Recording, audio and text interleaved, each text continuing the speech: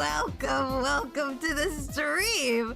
What's going on? Hello, Toto. Hello. I am so sorry for saying it like that.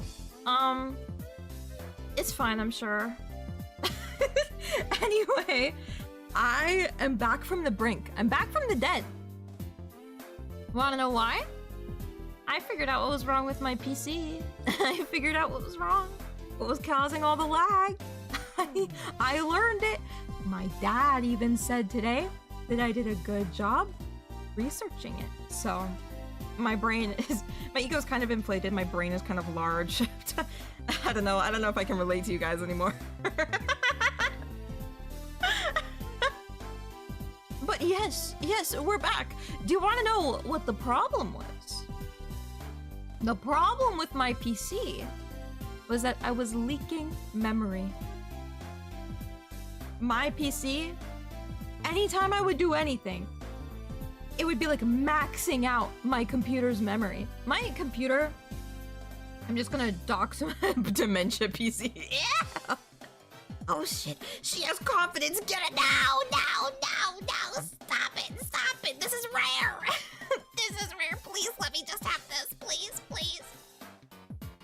But yeah, so right now I've got like so many like programs running, and that's what keeps my stream going, right? You know, I have OBS running, I have VLC running my playlist, I have my Opera open because, you know, I have to control my stream, you know, make sure that everything's working perfectly, and on YouTube I have to click the go live button, which is something that unfortunately I don't think Volty knows how to do. But basically, there's a lot of stuff going on.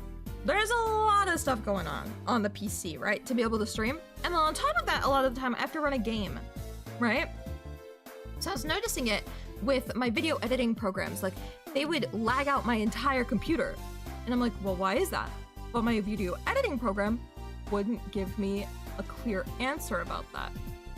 So I was like, okay, I'll look around, I'll see if there are any fixes. Did the fixes didn't help my current problem? So I was like, okay, shit.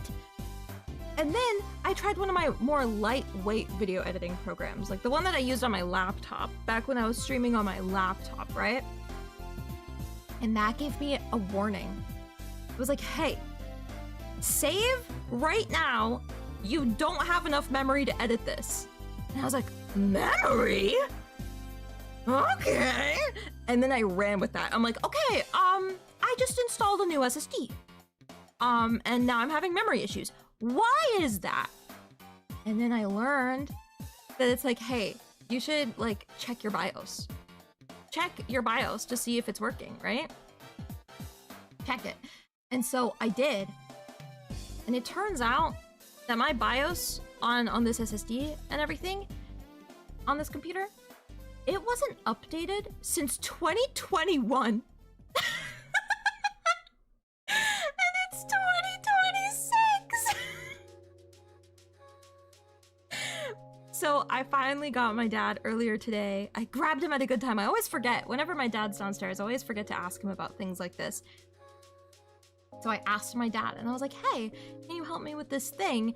I don't really entirely know how to do it. It requires like USB and renaming things and BIOS renamer, and I don't know how to deal with that. So he did it all for me, and it was so awesome. Hi, Cools! Hello! I'm so sorry for doing that. But yeah, so I actually caught my dad at a good time, and we dealt with it today. And we checked it. And so if I was running my OBS, just OBS and nothing else, and I went into my task manager and I nuked every other process, guess what? It would be running the amount of memory being used by my computer. If I was running only one thing like OBS, it would be at 10 gigs used. 10 gigs used of memory. I have 16 gigs of memory, right? So like really what you can use is like around like 15.9 gigs, right? If I was running OBS, it would max itself out, basically. Obscene, right? And now I'm running all of my streaming stuff, plus my task manager, plus my file explorer, and it's only at 10. Like, it's at 10 with all of these things going on, versus if I had one program on, it would be maxing like 10, 11, 12.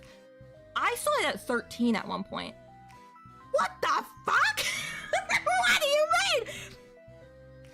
And so I was talking to my dad and I was showing him a lot of stuff, because even my CPU is pretty low. Like the amount of utilization of my CPU is also pretty low most of the time. So he saw it and he was like really weirded out by that, just because my CPU is so glamorous and perfect. And even with the high memory, it was still not utilizing a lot of CPU. But yeah, I learned about memory leaks today.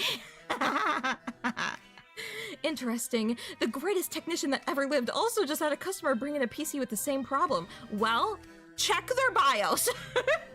Check their BIOS. Check their chipsets. Check all those updates. See, my computer is an Asus. And I got a Samsung SSD, right?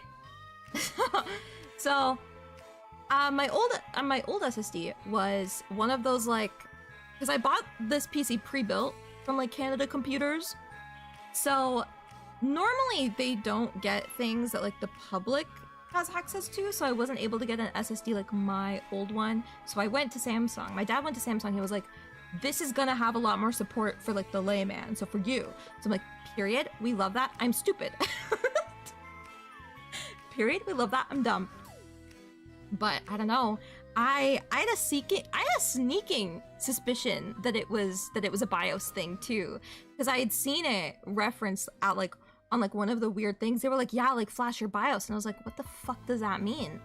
But I'm like, you know, it might be a BIOS issue. And I was talking to my dad about it, but I'm like, I don't know how to fix that. Like, I don't know where to like look for that.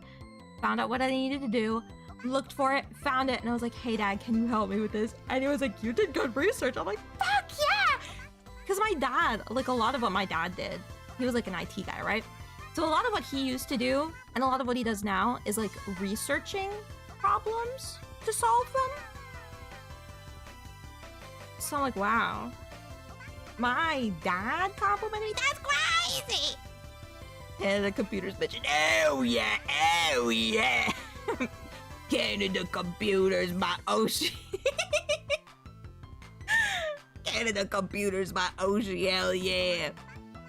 But yeah, I recommend, if your computer acts weird at all, go like look up what kind of computer you have and like download the proper like update checkers. Like, cause my computer's an Asus computer, so I had to download like my Asus and stuff like that. But that kind of program tells you like everything that you need to know. Like, oh, these are how many BIOS updates you need, but they won't automatically tell you. So check your BIOS and see if it's up to date. Because again, 2021 to 2026 is a big fucking leap. It's like, if only it told me, I wouldn't have had this issue. Yeah, it's motherboard specific. Yeah, so you have to know what kind of computer you have, at least to an extent, right? Like, this is why it's also so important to not take the stickers off of your laptop. Never take the stickers off of your laptop. You know, like you know on your laptop, and you see those little computer like the little stickers in like the left hand of when you open it. And they're like, Intel i5 or something like that. And they have like those sorts of identifiers. Do not take them off. Do not take them off. Because if you do, you're fucked. They're like, well, you're not entirely fucked. See, it's like that kind of thing. It's good to have on the outside, because what if you lose access to your computer? What if you lose access to your computer and you can't figure out all of your computer specs? They're right there on the thing. You know what I mean? They're right there on the thing. Hey, what are you talking about? Oh my god, ban this bitch now! Ban my mods! Boom, we're done. You're dead. Die. AI? AI? AI? You're a bot. Die. Sorry. Mods invert his balls. I already did that. I already did that. Hi, Gigantamax God. Hello, welcome to the stream. They keep making operating systems more and more user-friendly to the point where they're brain dead. Yes! Oh my gosh! When we were downloading, it's okay, I got you. Don't worry. See, yes, just Giga. I appreciate. Yeah. And on Pog. Whoa! Streamer yap time. Yes, it is. It's yap time. That's one of the weirder bots I've seen on these streams. Same. I mean, I feel like it's just one of like the weirder things that we've seen on this stream. And considering we had Foot Guy, we had Feet Guy on this stream.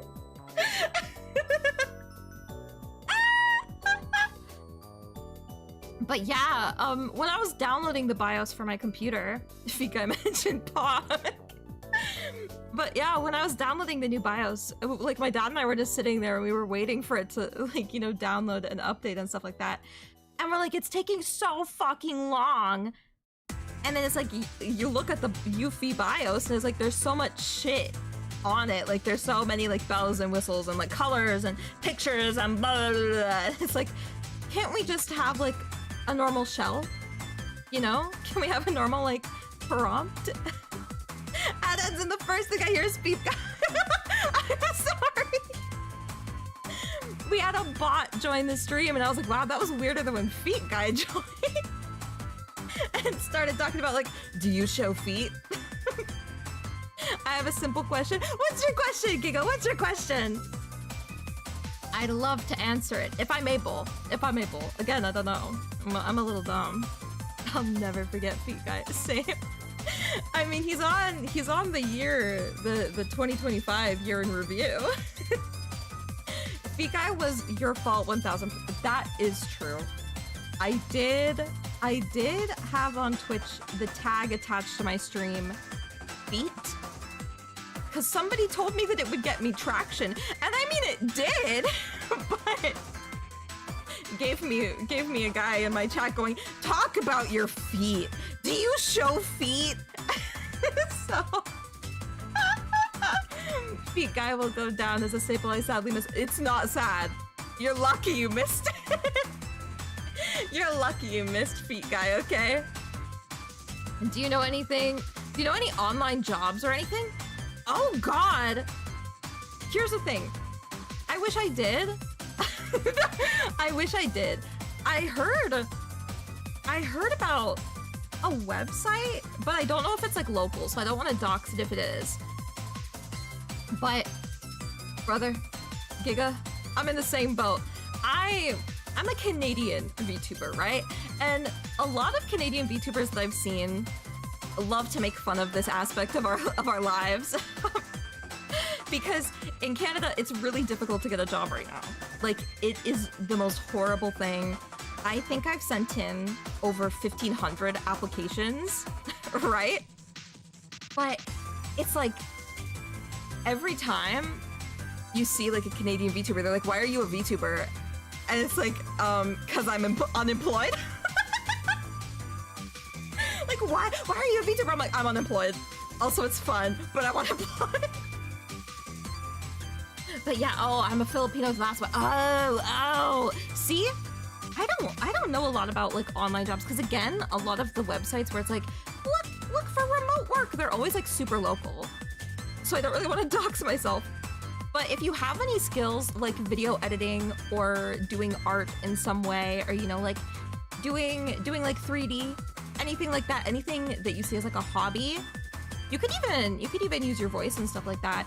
I know that there are like a lot of opportunities where it's like people and like content creators are looking for those services. They're always looking for that kind of thing. And they're always willing to pay. Except for Cooliette, because she doesn't pay me when I make her thumbnails. I'm kidding. I got a job by leaving the country. I say that and I read that. Oh, I'm sorry, Cools, I'm throwing you under the bus like that. I literally am going to pay you for things. Shut up. By the way, I was making something for Cools that she's like, I'm gonna pay you for this, and then my PC died. My old SSD died. That's so funny. Want to work an entry-level job? We need you to have 10 years of experience at 20. That's so true. Clipping makes decent income. It really does. And people will pay you. People will pay you for shorts. It's incredible. I hear the audio industry is always looking for competent technicians. That's true. That's true. That's the thing. It's hard, but I want Forex trading training. I've never heard of that. What is it? What is that?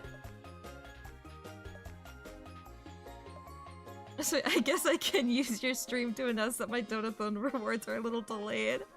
Girl, I lost all progress on my Donathon goals because of the SSD dying. I really do be living that life. Everybody wishes they were me, right? The 3D concert? Oh, the vocals are gone. Oh, the vocals are gone. Oh, I have to redo everything. Some sort of trading, like, oh, like day trading and scalping. I've thought about that. I don't know if I've ever brought it up even to Cools, but I was like, what if in my brain I was like, what if me and Cools go in and, cause she lives in Japan, she can get like, you know, fan goods cheaply, and then we can, you know, work something out where it's like, she can like send them to me and then I can like resell them to people and blah, blah, blah. Yeah, things are cheap. So Cools, if you wanna, here's a cool business proposition. I'm kidding, by the way, a little. Again, I'm severely unemployed and the taxes and the phone bill ain't gonna pay them. I'm kidding. I'm kidding. Oh, what happened to your PC? Oh, my PC had a little fun moment where my SSD killed itself and then I replaced the SSD, but I was leaking memory, so I had to update my BIOS. It was rough. I don't want to get deported. Yeah, that would be really bad, actually. And the rules in Japan are getting really strict now too about foreigners, right? Because Takaichi doesn't want, she doesn't like foreigners. Isn't that a thing? I think that's a thing, you know, they're changing like visas and stuff like that. I will sue June if she becomes a scalper. I won't! I have thought of day trading though. I have thought about that, but I'm not very lucky. And I have like no periphery in terms of finances and stuff like that. The Canada-Japan version of selling Trader Joe's merch in Canada. Exactly. Japanese law is super strict and its visas and stuff like that are getting fucking, yeah. Yeah, SSDs are bad for that. Unless you get really expensive one, leaking memory and had to update BIOS. This is RAM and VRAM. Yeah. Like, it turns out I was really lucky that it wasn't my firmware. You know, I'm really lucky that it wasn't the SSD's firmware, because I thought about that at first and I got really scared. But I went from basically having like a pre-built computer to basically having to rip out the old SSD and replace it with one that is actually more proprietary, question mark? I wouldn't say proprietary, but I mean, it's like a name brand now, so there's that. But yeah, no, it was a lot of work to even find out what the problem was. Because I first noticed it, like, it turned out that it was, like, affecting a lot of my stream stuff, so, like, my tracking and things like that. It was affecting, like, everything. But I just thought it was like, oh, maybe my specs aren't that good. No, the specs are the same. In fact, this SSD is bigger than my other one, and faster than my other one. But yeah, it was really just a lot of trying to figure out what the problem was. Because everything looked kind of okay at a glance from, like, my task manager, so I didn't notice anything weird with the memory. But then whenever I would open like DaVinci Resolve, which is what I use to edit videos, it kept lagging out my entire computer after a few minutes of editing something, like, you know, making a cut. it would freak the fuck out and I'd have to restart my PC. But it wasn't giving me an error. So I was like, everything's fine, right? This is just a weird, odd problem. And I started suspecting that it was something with my BIOS because of something one guy said, and I was like, well, maybe that's my problem. And then I found out that it was my memory. So I'm like, okay, I'm leaking memory. Gotta check my BIOS, and then my BIOS wasn't updated since 2021! It was incredible, an incredible moment. And if you'd believe, freeware video editing software, they have it. They have your back. Shotcut has your back. It may be really limited, because again, it's free, but it has your back. Because it gave me an error and was like, before things get bad, save and quit the program. Your memory, no bueno. It's like, great, I have something. I was so happy. I was so happy because now I knew what to look for. I've dropped a file. I'm a BRB. Be right back. Or be right back. How do you say like good luck on the be right back? See you soon? Oh my god. Some SSDs don't have 3D. Oh, that's wild. I fix machines in a hospital. I also fix PC parts in my free time for fun. I wish I could be like that. See, I was really lucky in my situation with a lot of my computer issues and stuff like that. I was very lucky because my dad worked in IT for like most of his working life. So it's like he knows a thing or two about that kind of thing. Like I can just go and ask my dad and be like, hey, Dad, what the fuck is going on? And he'll be like, it's that kind of thing and that kind of thing. And yeah, like he helped me install the SSD, the new SSD. I'm like, put a motherboard in front of me and you might as well just put a gun in front of my face. Right in between my eyes, you know? You know? Yeah, I was leaking RAM. It was so bad. But I can stream now. Like, I was maxing out my memory from just opening OBS. From just thinking about opening OBS, it would launch my freaking memory and usage into the stratosphere. It'd be like, you're using 10.7 gigs of memory right now. And I'm like, oh, nothing else is happening. My CPU is like maybe like 3% usage because nothing else is happening. Like, it's unbelievable, unbelievable, crazy. But everything's good. Everything's good. I'm running like 5 billion things now, and it's only at 10. We lived. I lived. I'm kind of tech inept, so a lot of this talk is going over my head. It would have gone over my head. I feel like I have a very layman's understanding of this kind of thing. Like, I'm a baby. I'm a baby with my little like fake toolbox. I'd be like, how the fuck do I do this? But really, most of this knowledge came from Googling.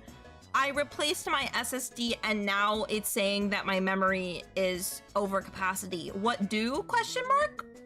And then going on forums. Not even Reddit. No, not even Reddit. Fucking random ass forums. Have you guys ever been to the DaVinci Resolve forum page?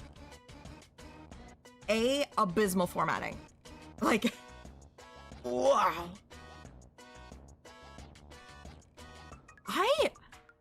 Here's the thing.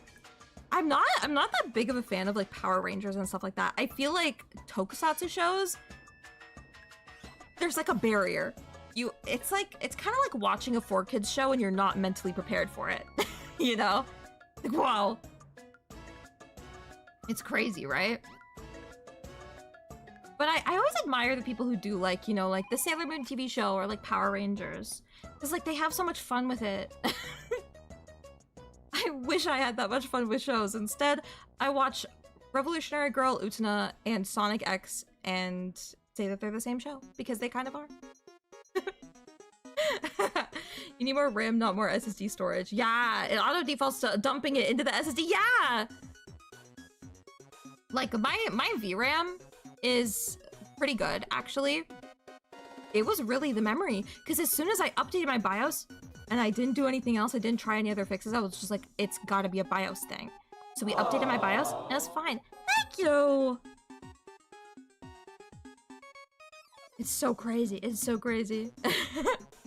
But it's all fixed. Thank fuck. This stream is really just like a thank fuck. It's over. Finally, all of my PC problems are fixed because the SSD death took its toll. It was, oh, whoa. Like, psychologically, it was actually really tough for me. Because I put off a lot of things when it comes to, like, backing up my stuff. So I'm very creative, and I love, you know, like, drawing and, like, making shitty pictures that are never gonna see the light of day, probably, right? And so I had a bunch of stuff like that from, like, 5 years. 5 years worth of, like, personal progress, and then it was wiped out in the snap of a finger. And I was like, holy fuck. And then it was resolved in a week. Everything was resolved in a week. And I was like, okay, things are finally over. Holy shit. And I'm finally getting used to, you know, going on my PC all the time now. And I'm like, oh, great, this is awesome. And now another thing is fixed. I thought it was over. It wasn't over. It's over now. I could finally stream more effectively, because it actually was like putting a damper on my mood a lot going into stream and stuff like that, because it's like, fuck, my tracking isn't working anymore. The fans on my PC are screaming at me for mercy. And it's like, well, now it's okay. My PC's fine. She's quiet. She's everything to me. Hi! Wow, so many people! Whoa! Whoa! So many Twitch people. That's crazy. Bro, I have wanted Linux. I've wanted to, like, dip my toes into Linux. Mostly because I found out about the Hannah Montana Linux. And I was like, I need that. Because Windows PMO bad. Windows PMO bad. But it's so... the Hannah Montana what? The Hannah Montana Linux! Oh my goodness. Am I gonna teach people about Hannah Montana Linux? Okay. It's like a theme for Linux. Hannah Montana Linux. It used to be like a really funny meme where everyone would be like, oh, it's Hannah Montana Linux. And I found out about it and I'm like, I need this. I need this now. Yeah, I watched somebody set up Linux once before and I was like, it's so complicated for me, but at the same time, I need this. I need this in my life. There's also Justin Bieber Linux? Whoa! Beebian, it's crazy. But Hannah Montana Linux! Kind of my everything, I don't know. It's like, this is the one that got away from me, Hannah Montana Linux. It's like, wow. She's so happy. That's so funny. Microsoft drives me insane. Dude, there's always something that Microsoft does. Every time they push out an update, I actually pause my updates. And I do that because for like the past 7 updates of Microsoft, they've fucked something up irreparably. Where like people's like PCs, like their drives have been wiped. And I'm like, I'm not dealing with that. No sorry, Bob. So I pause them and then I'm like, and then I read the news to be like, okay, like, is anything serious happening for this new update? And if there isn't, I update. Because I don't trust a bitch. I don't trust Microsoft. No thank you, ma'am. Since they started freaking vibe coding with AI, I'm like, no. You're not getting anything from me. No. Shout out to the Artemis 2 team having Microsoft Outlook problems. Literally, oh my gosh. I haven't talked about Artemis 2 on stream. I feel like what is there that hasn't been said already? Holy shit. Like, I think about it, like, wow. She really said, no siree, Bob. Leave me alone. Leave me alone. Use anything but Ubuntu. Yeah. I've heard some things. Cause again, my dad does a lot of PC shenanigans And, you know, like, he runs, like, virtual machines and whatever, so he knows a thing or two about, like, setting up different machines. He has, like, a Linux machine, he has, like, a Mac machine, everything like that, because his old job was like, you need to know Windows and Mac at one point, and he was like, fuck! Fucking Mac? Mac OS? Are you on crack? I don't know, I feel like with my dad's line of work, I was raised to be a hater of tech authority. Oh, the casual random TNT hops in the chat and starts glazing Linux. Many such cases. Me with like anything. Oh my god. Me with Revolutionary Girl Utena, just like, I always bring it up and it's like, oh, of course, here I go doing that again. Many such cases. I only know Ubuntu is that guy that used to get on the internet with the prison laptop. Oh my god. That's an ancient relic. Ancient history, ancient texts. That astronaut naming a crater after his late wife was so beautiful. Like, there were so many things that were happening during the run of Artemis 2 where it was like, I felt like I was overwhelmed with emotion for a lot of it. I was like, wow. And also, dare I say, there was a Canadian up there. Ah! That was my rep. That was my rep. I was a Canadian there too. Period. But damn, like seeing all of the pictures that came out, like the moon, oh my god, the pictures of Earth, and everyone's like, look, everyone's in there and everyone's beautiful, everyone's smiling. I'm like, ah! Because all this is happening while everybody's facing the horrors. Like, I don't think there is a single person outside of the fucking mega corporations and world leaders that are happy. I don't think anybody's happy. But there's something about Artemis 2 and that crew being like, look, humanity is beautiful. I'm like, holy fuck. Holy fuck. It's lovely. It's lovely. That was such a good moment. I'm so sad that I know it's weird to say, like, I'm sad that they're still up there, but I'm kind of sad. I'm sad that they're not still up there, but I am kind of sad that they're not still up there just because when they were there, it was so beautiful. It was so hopeful and optimistic. It was great. And the science worked. The math worked. They called where they would land, and they land exactly where they planned to, where they calculated that they would. I'm insane about that. I'm not even like a math person. I think math is the devil, and I'm like, wow, even the math fucking worked. Everything worked.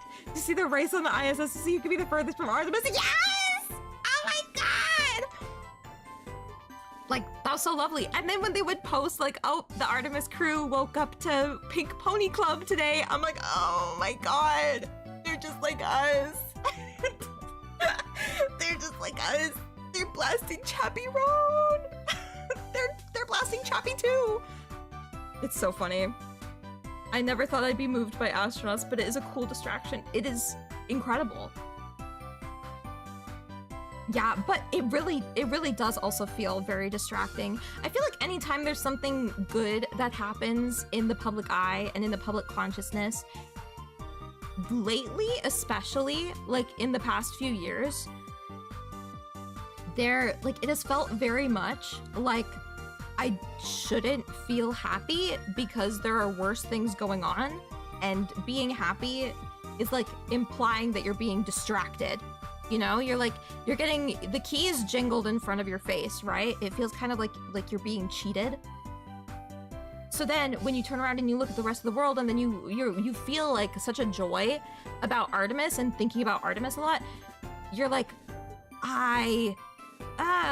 do I feel happy because there's some part of me that knows that, like, at least like in the back of my mind in some dark little corner, it's like, this is all a distraction from something far worse. Yeah. It's important. It's important to feel the balance, you know? Like one of the tarot cards that I really like and that I really aspire to be like is Temperance, you know, like the balance card. You know, keeping everything tempered, keeping everything level, you know? but it's in like that struggle where it's like there are two very opposing sides, and you know, keeping that balance, keeping that sort of like, if you only feel doom, you'll lose hope. Exactly. And hope is a really big deal. It's a very big thing. It's not just like a motivator, but it's like, damn, I'm really gonna bring up Utena again. But it really, like sometimes you need the castle. Sometimes you need the castle that holds eternity. Sometimes you need the moon to look up at and make you feel better, right? Sometimes you need those little, you know, symbols of hope to, you know, keep yourself going, to keep yourself dueling, fighting for something, right? So yeah, like I really do think like being a doomer is really bad. And that's why I try my best to not be doomer about things. That's why I make everything a joke. Because it's like, if somebody can laugh, then that's great. That's what I want. Oh God. I'm sounding like fucking Germa. No! I'm sounding like fucking Germa when he's talking about like, I'm 40 now. I have a different perspective on life. Fuck. It's also a small step to better things in the future. Yes! A mission like Artemis 2 can lead to a brighter tomorrow. Keeps us grounded to know that we can live joyously. Yes! There is hope. And dare I say, for a lot of the SSD-less arc, the SSD death arc, it was a lot of like fighting the doomer. I had a lot of fighting the doomer, because things that are really important to me are like the you know, reminders, the physical, or I guess like digital reminders of like how far I have come and the things that I have put passionate time into. Being lost is like crazy. But then it was all resolved in a week, and I'm like, hey, you know what? I can do better. Look at me go! Also, tomorrow's a gamble, which rocks because gambling rocks. Exactly. Dude, I keep seeing like those games. You know that game, like I remember playing the demo on Itch.io. I don't know if it's had its full release yet, but like Scratchy, where it's like the scratch ticket game. I spend a lot of time on that game. I've had it downloaded on Itch, and I'll just find myself being like, oh, what do I want to do? Let me get those fucking tickets.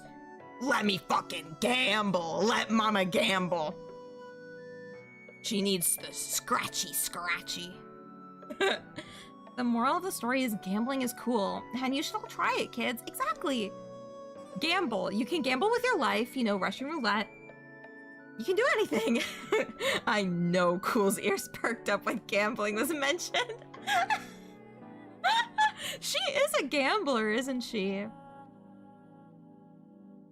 100% buy scratches to support your local scholarship fund. Yes! As a gacha freak, do not gamble. Never gamble.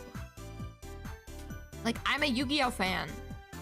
Opening packs is just gambling. I think we should all gamble.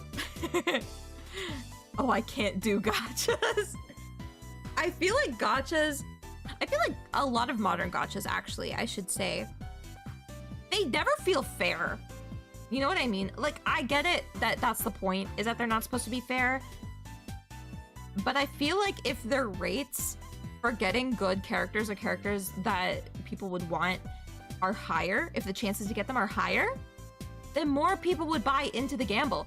It's like fucking supply and demand. Like, anytime a company is like, oh, I want the freaking, I want merch for this thing, but merch in the US and Canada are always so expensive. You know what they should do? Any sort of company should do this. It's a big brain thing, like food service, like anything. If you lower the cost, more people will buy, thereby increasing your net income. And I think the same is true for gachas.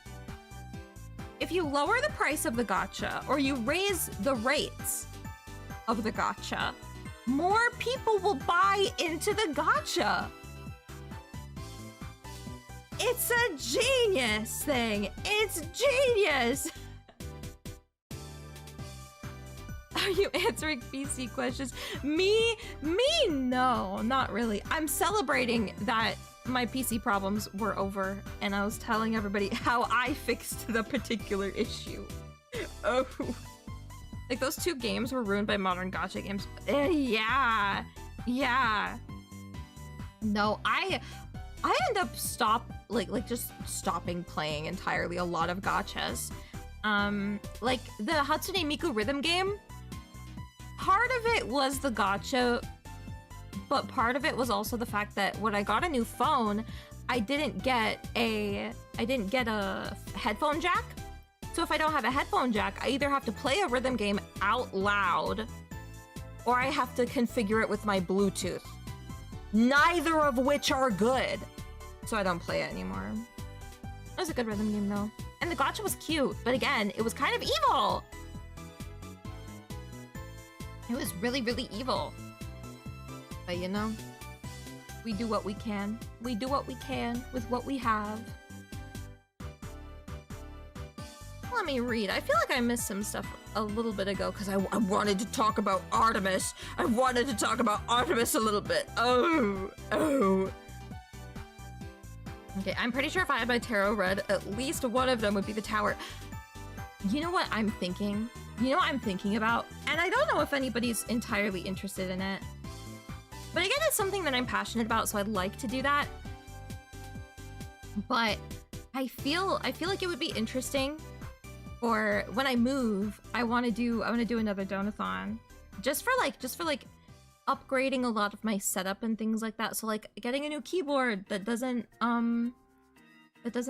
suck. It's the only way that I can describe it. And you know, just getting like little things that will make like my streaming experience and mayhaps even your streaming experience better. But I was thinking for doing like those little incentive things, I would draw a tarot card and we could have like a reading for the whole thing for the duration of the donathon. I thought that'd be really fun. You know, just like something really like collaborative and communal. And it'd be like, oh, like the big question would be like, how will this year of VTubing go or whatever? And like maybe if you want, you can ask like specific questions. Like again, I haven't fully thought of anything in any detail, but I think it'd be really fun to, you know, incorporate my love of tarot somehow into things. I thought you were going to say viewer card readings. That would also be fun.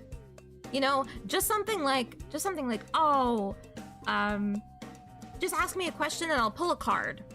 That kind of thing, right? Yeah, just like, oh, ask me something, I'll pull a card.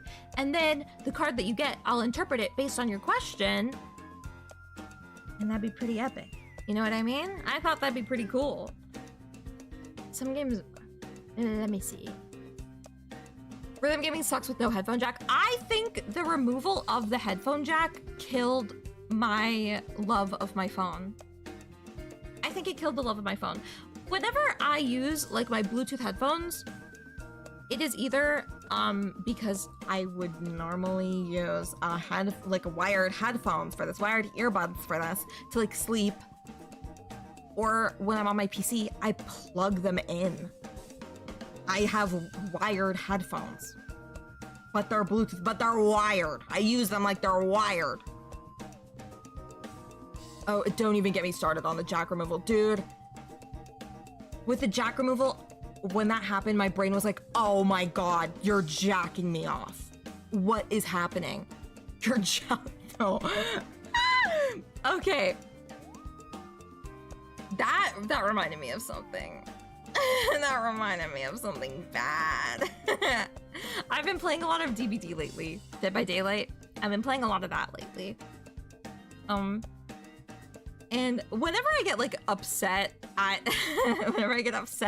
like a killer, if I'm like being chased around or whatever, and I'm like trying to duck and weave and dodge them and juke them, I started saying that I'm jelking them. And then if I got mad, I would be like, you're jelking my cock. Like my my instant reaction. Just like, you're joking me right now. You play DVD. Okay, I'm leaving. Good. My God, wait! Why? Stop! Rye, stop. I'm one of the good ones. I only played DBD because Volty begged me. And then when the begging didn't work, he bought me Springtrap. How can I say no to Springtrap? How can I say no to Springtrap? Damn, Jelk, not even Jork. Went straight to Jelk. Oh, so we bribed, yeah. But we play it and it's fun. See, it's fun with friends. It's fun with friends, okay? You know, like me, Dodo, and Volty hop on a call and we're all like little survivors with a fill. It's fun. Kind of silly. I always giggle when I play DBD. It feels like I'm playing tag. You know, like the killer is chasing me around, and if the killer is Albert Wesker, hello! Hottie alert! It's like, I giggle every time. It's like, I'm like, it's crazy. It's crazy. I'm not normal. It's like the killer sees me, I'm like, I'm like a child. I'm like a child playing tag, and I'm just like, Springtrap is it! It's kind of messed up. Of course you're thirsting over Wesker. I feel like I don't even like Wesker that much. You know? I feel like I don't even like Wesker that much, but then I see him in Dibbity and like Skibbity Dibbity, and he like chases me around and he like, you know, he does his dash and he pushes me up against the wall. I'm like, oh my God! When he finds me in a freaking locker, the Kabedon. Oh my God! Hello! That's attractive. That's attractive. Yeah, I found out that I like the majority of the killers, so. But Springtrap is kind of fun. You know, using the doors and using the cameras. It's all so neat. Like, it's so fun. I don't know. I'm like, I like this. I think this is okay. And I'm gonna say this because it's big. Volty bribed me to play Dead by Daylight. And Volty bribed me to play Fortnite. It's all his fault. Whatever you say about me playing Fortnite or me playing Dibbity, Skibbity Dibbity, it all is traced back to Volty begging to play those games. Because he's like, none of my friends play this game. And it's like, bro, he's a bad influence. Is it really so bad? Is it really so bad? I mean, it's kind of, I should have kept his name censored. Oh my God. And I dodged these requests with time zones. Wah! You should play Dibbity! Play Dibbity. Play Dibbity. Redeem your Leon Kennedy and have him moan for me. What?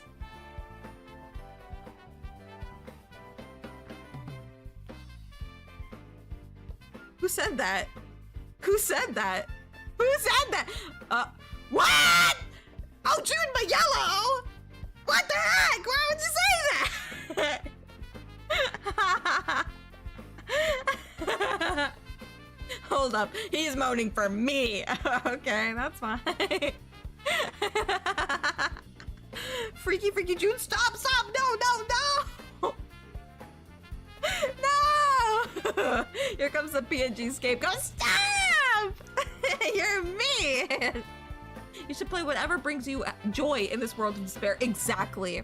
And sometimes seeing everybody on Dibbity, all the killers with their pride flags on their hooks, chasing me around in a circle and then playing red light, green light with my body and all my friends' bodies, that's fun and joyful.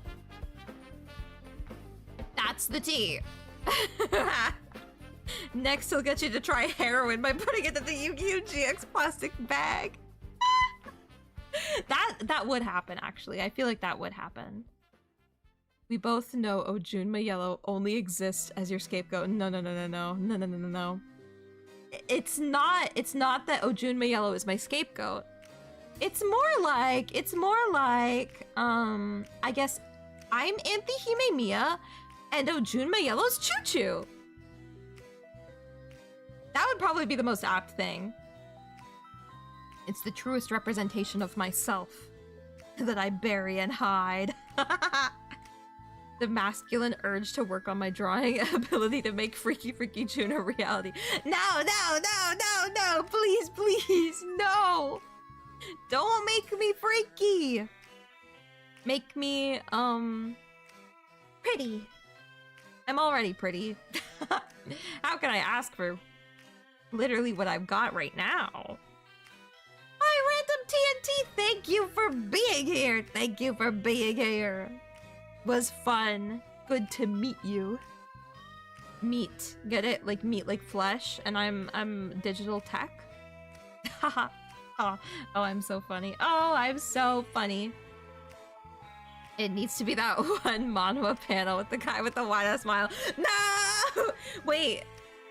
I could be making June the Killer. I could be making June the Killer. I will come back next stream if I wake up at 8 a.m. GMT. Ow! I'm not streaming tomorrow. Happy installing Linux. Yes! Hannah Montana Linux will be mine! I'm streaming next week, though. I'm streaming next week, though. On Wednesday night. Yes. Wednesday night, Thursday morning. EST. Yes. I remember. I thought you were going to reference the Soleil never sleep, the Queen never cry. Could be a 6 sticker. I could try tracing free.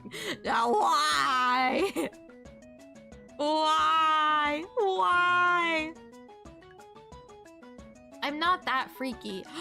One thing that I do want to do, I don't have that much drawing ability for Sonic characters. But I think it'd be really funny to make a June Sonic Sona. I thought that'd be funny. But I'd be worried that like people would call me a furry. But I just thought it'd be funny to have a Sonic Sona. I thought it'd be fun. Especially if I can get Sonic Unleashed to work. June, what's your Sonic OC? Moby and June or Junka Jinka? Dude, it would be... I would make myself a Mobian. I'd be like a rabbit. I'd be a rabbit. June the rabbit! And it's just me in the same clothes, the same fucking ribbons. Everything's the same, but I'm a rabbit in Sonic. Thought it'd be fun. I just like Sonic. I feel like I forget a lot of the time that I'm like a really big fan of Sonic, and then I'll remember something so intricate about Sonic as a character and Sonic's history and lore, and I'm just like, well, I guess she really likes Sonic. At that point, just put those fake bunny ears. No! The pigtails would 100% be my ears. They would. Like, imagine like Vanilla the Rabbit, because Vanilla the Rabbit has like those bangs, those front bangs. That, but me and flatter. Yeah, because I'm not as endowed as she is. She's also a mother and I'm not, but again, I'm less endowed than she is. Yeah. Thinking, interesting, right? God, this is embarrassing. Big floppy bunny ears with a little bunny ear bow. Exactly. You get the vision, you see the vision. You're seeing the vision. Am I projecting it properly into your brains? All of you. Look into my eyes. Am I projecting the image? Purple bunny. Purple bunny, long pigtails, but they're ears. getting it? Are you receiving? No, all I see is Ojuma yell, no! Then you're just seeing me. You're just seeing me then. I'm getting the image, but it's also causing an aneurysm. No, no, no, stop, wait! Wait, how do I cancel the transmission? How do I cancel the transmission in my mind? How do I do that? How do I cancel? I don't think I can. Ah! Ah! Ah! Gotta put a warning on this stream. Don't look into her eyes. She'll give you an aneurysm. Don't watch this stream. You'll feel like you're having a brain bleed.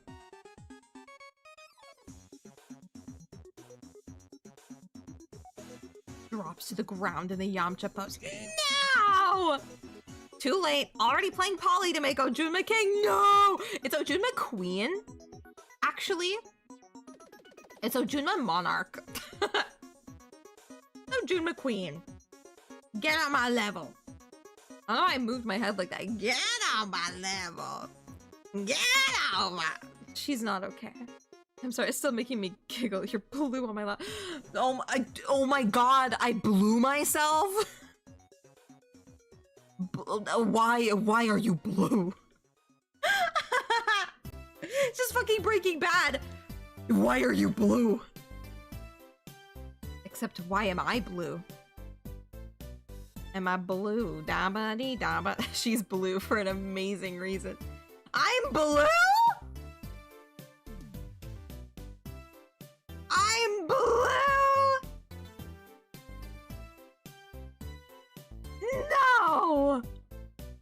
What is up with your hue shift? What is up with your hue shift on your laptop? What? Wow, I'm not- my skin is not that color and I'm not blue! I can assure you. I was almost blue. I was almost blue when I made the update to June after the SSD. I almost was like, ah, I guess I'll just be blue, fuck it. But I do love the indigo. I love like the odd, like if you saturate my hair to like the nth degree, it's like the hugest blue. Craziest, most vibrant blue in the world. But then you tone it down and you lower some of the saturation and it becomes this really pretty like purple. Didn't realize we were with June Moe Moe and the evil Moe Moe June. No! The one where she hates Bandit Keith and Chaz. The one where I'm like, Chaz Princeton, ew! Aster Phoenix, I like him. That's what it'd be like. That's like the evil June. Evil June is like, oh god. I'm trying to think about a character in Yu-Gi-Oh! GX that I actually hate, and I can't think of any. I really can't think of- holy shit! You look at Alexis Rhodes and you puke! That's the evil June, oh my god. Bastion? Yeah. Evil June is like, who's your favorite Yu-Gi-Oh! GX character? Bastion Misawa! And she says it with her whole chest and she means it. Damn, what a wretched existence that would be. Ignore the fact that my mom's favorite Yu-Gi-Oh! GX is Bastion. Yu-Gi-Oh! GX. As if he's a Yu-Gi-Oh! GX now. Crazy. It's like you see it. It's like Evil June would watch the Water Dragon episode, so like the Chaz versus Bastion episode, and she'd be rooting for Bastion. Your mom is secretly Evil June. No.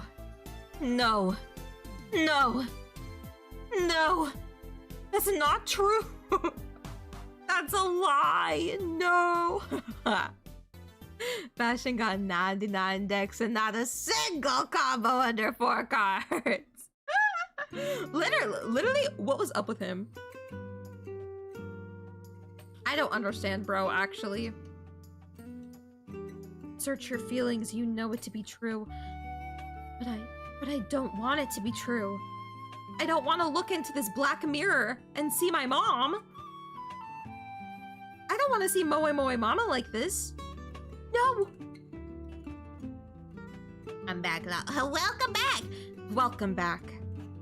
Sup, dude? Where have you been? No. Oh, God. Cools. Do you think Evil June would just be mom? You know? Cause Evil June would be like, I hate Bandit Keith. I hate Chaz. I love Bastion, though. And Kaiba's my favorite character in all of Yu-Gi-Oh! Do you think? Because mom is evil! Because mom is evil! Oh my god. A little bit. I'm kidding. You do have some opposite tastes. That's true. That's crazy. Because truly, why does she like Bastion so much? I think it's because of Eric Stewart. I think it's because of the Kaiba looks and the Kaiba vibes. Personality-wise, I think you're more like Dad. My heart sank. My heart sank. No. The worst thing that you could possibly be compared to is your parents. Damn. Eric Stewart's pretty good. He's kind of goated. I'm not gonna lie. Look at your face. You show similar taste to us. Thank you. A similar temperament, if you will. June Moe Moe be like, I do not like Germa. That's true. June Moe Moe would be like, I don't like Germa. I don't like Chaz. I hate Hatsune Miku. And my favorite character in Death Note is Light. My favorite Five Nights at Freddy's character, well, it's actually Chica. Chica the chicken. Ew, she's doing the Deku voice. She's doing the Deku voice. Similar misdiagnosis. Who said that? That was, oh, Jude. Cools, was that Jude Mayello? You would also hate creepypasta. This is like a horrible, horrible, awful creature that we've created. Evil June is scary. Evil June is like too many girls that I've met at my uni anime club. Terrifying. Terrifying. Women. I'm kidding. Just leaving like that. Terrifying. Women.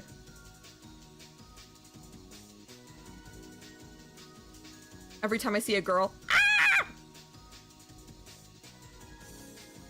When you see a girl. When you see a girl. Evil June would tell you that Utena isn't that deep.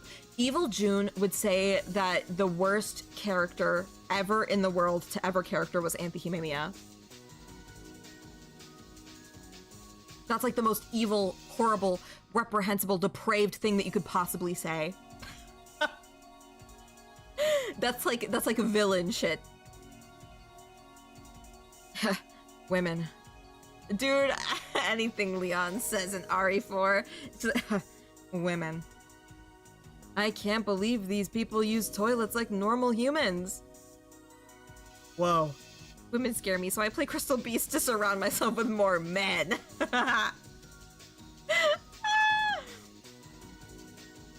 Women scare me. That's why I exclusively run elemental heroes that are not women. Because women are scary.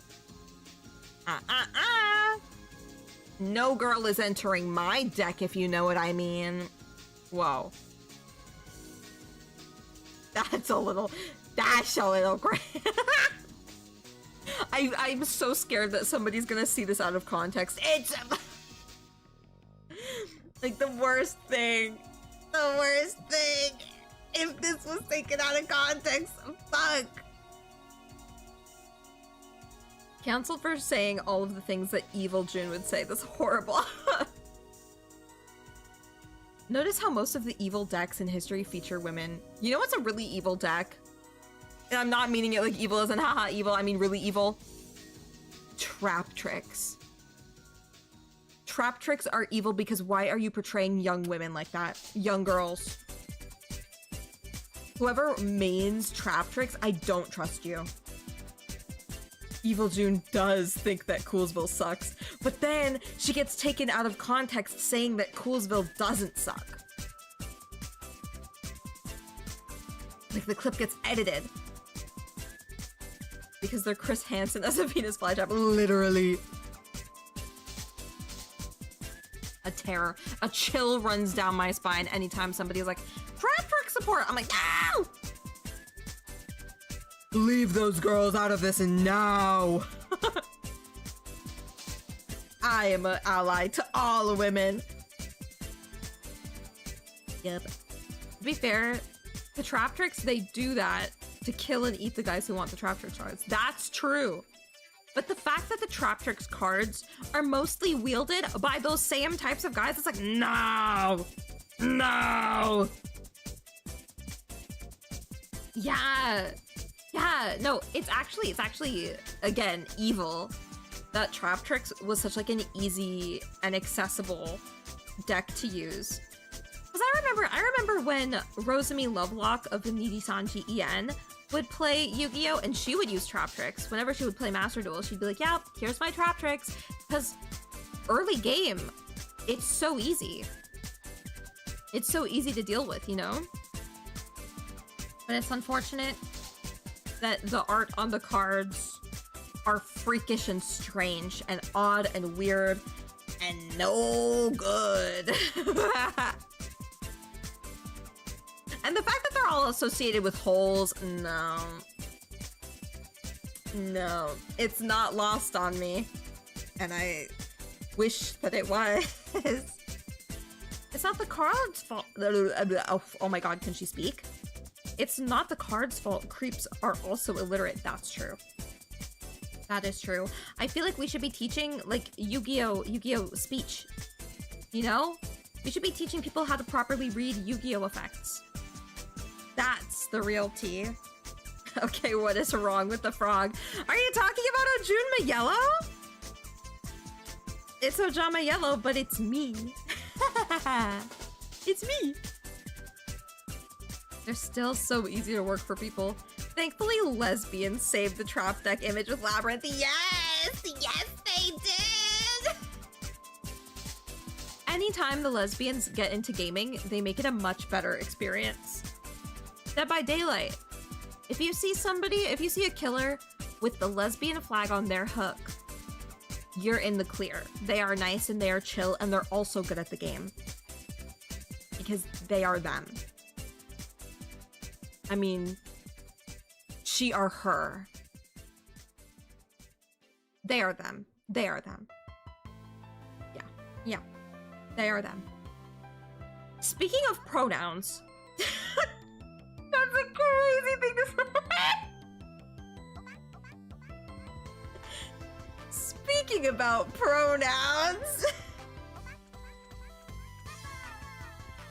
I was watching Yu-Gi-Oh! 5Ds the other day. And it was like really late at night, so something must have been wrong with my mind. I don't know. But my brain, I was watching 5Ds. And Yusei summoned Junk Warrior. And I was like, Junk Warrior is giving Zer pronouns. They're giving Zer. And I want to know if y'all agree. Hold on. I'll pull up Junk Synchron so that everybody knows what we're talking about. Everybody knows Junk Synchron. Junk Synchron. I am forcing you guys to think about Yu-Gi-Oh! Monster pronouns. I am. I thought you were going to take the weirdest pivot to a pronoun reveal. Ah! I mean, I feel really weird when it comes to like pronouns and stuff like that, because I don't always associate myself with gender, but then I'm also like, I'm a girl. But it's like also, I don't feel like that. Does that make sense? Does that make sense? It's like I would probably be more of like a she they, if anything, but leaning still with the she, because I'm still like, I'm a girl, but like, wait, Synchron or Warrior? Synchron.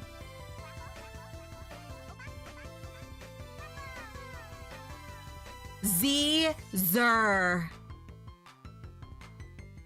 Warrior is deaf, he, him. Just something about the way the scarf. But Junk Synchron, Zeezer. Zeezer. There was something about Junk Synchron as it was being summoned in the episode that I was watching where I'm like, Junk Synchron, Zeezer. And I sent that to all my friends in the middle of the night. I sent that to Cools and Volti and Dodo, and I was like, Junk Synchron, Zeezer.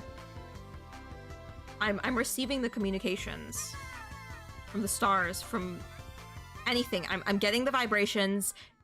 Zeezer. That's what it is. But it's gotta be. Like, I don't see anything else. Synchron gives MB vibes. Exactly. Exactly. I always assumed Junk Synchron was a little train conductor. Oh, cause the hat. I get that. Do you think Sir Topham Hat? Well, I mean, Sir. Imagine Zer Topping Hat.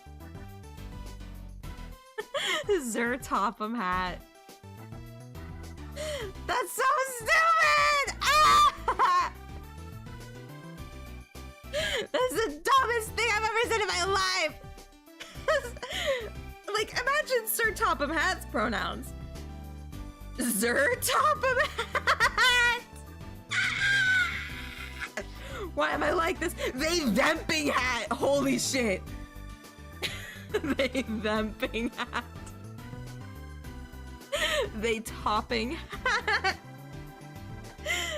Dude, when you're topping hat, like giving the Mad Hatter topping hat. This is so stupid. Stupid and dumb, stupid and dumb. Dumb and stupid, dumb and stupid. I love that though. I love that though. Dude, Thomas pronouns, I don't think that would be wise to begin this right now.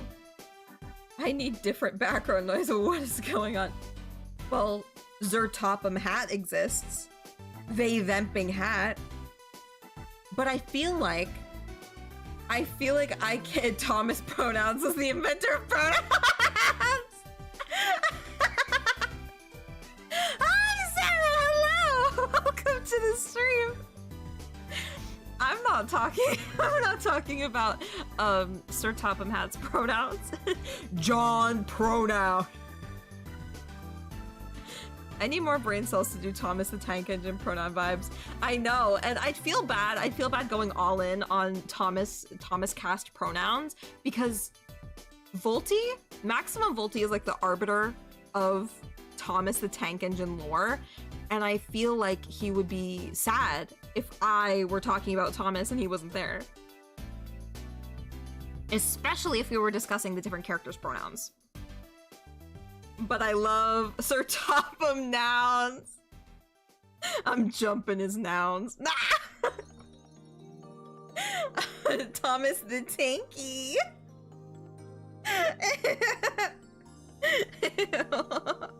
Sir Topham nouns. Crazy. I'm jumping your nouns. All your pronouns belong to me. Imagine holding somebody at gunpoint and you're just like, give me your pronouns.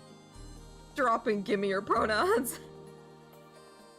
Can I get any tips from you on how to get monetized? Honestly, I feel like the only tips that I would have is just make shit and put it out there. I feel like the biggest thing for me is make what you want to make and ship it. Don't think about whether it's perfect. Don't think about whether it'll be like good for everybody. Like, don't think about like if it's perfect or if it's good. Make it and put it out there, and then if people see it, that's great. If people don't, then you try again. Try again. You do something different. You figure out, oh, maybe like this keyword wasn't good. Let me do another one. June, you aren't even monetized on YouTube, but I'm monetized on Twitch, you know? It's a similar thing. Because really, the only barrier for me in terms of YouTube monetization is the watch time. But yeah, really the thing that will help you with the watch time thing is just make whatever you want to make and just put it out there. Do what you gotta do, put it out there. Put yourself out there. Because honestly, it's kind of crazy where I'm at right now. Because I didn't entirely think that I'd get here. And people will still look at me and be like, you don't even have 1K, you don't even have a K, and you're talking like an authority, and it's like, wow. I don't know. I feel like just got a 16.4K subs. Whoa!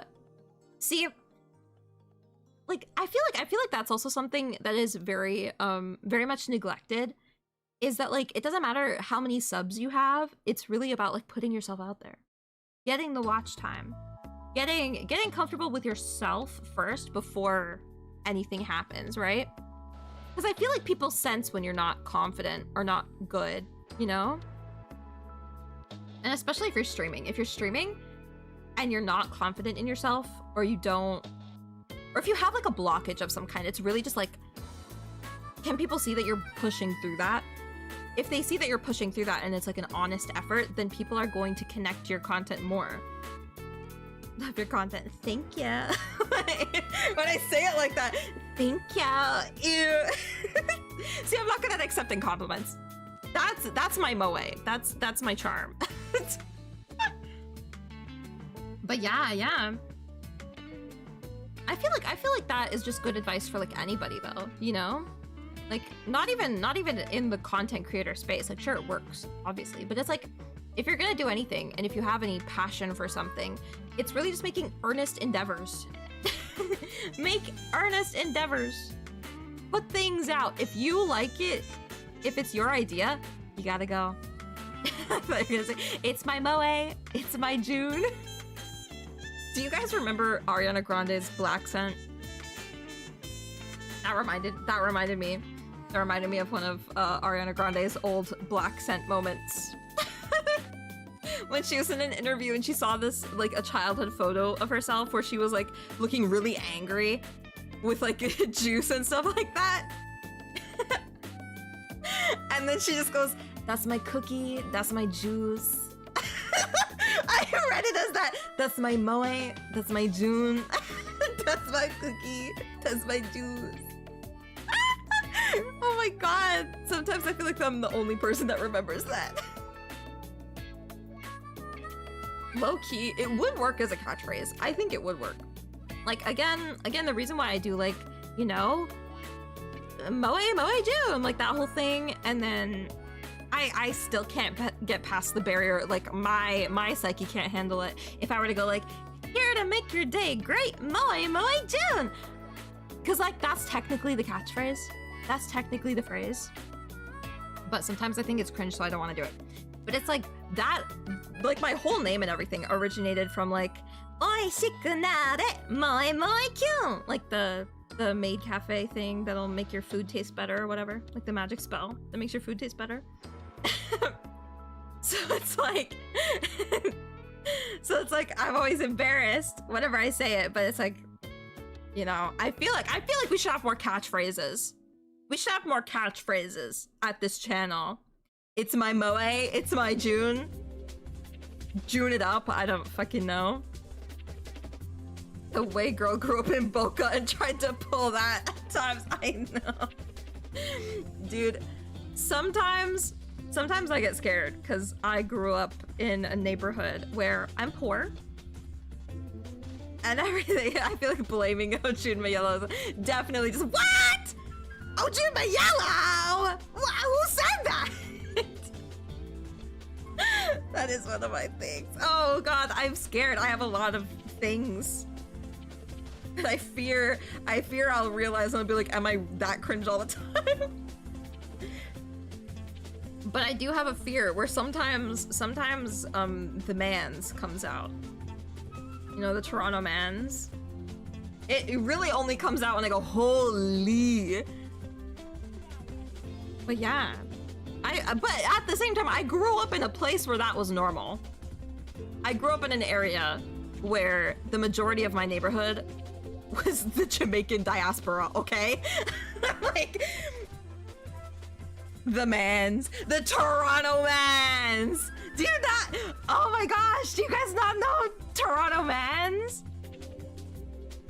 You know, wallahi though, fam? Bro's cheesing me. Nice, you're big fam? Yeah, eh? Oh my gosh! Painfully make. Okay, so in Toronto and in the GTA, there is a common dialect called Toronto mans.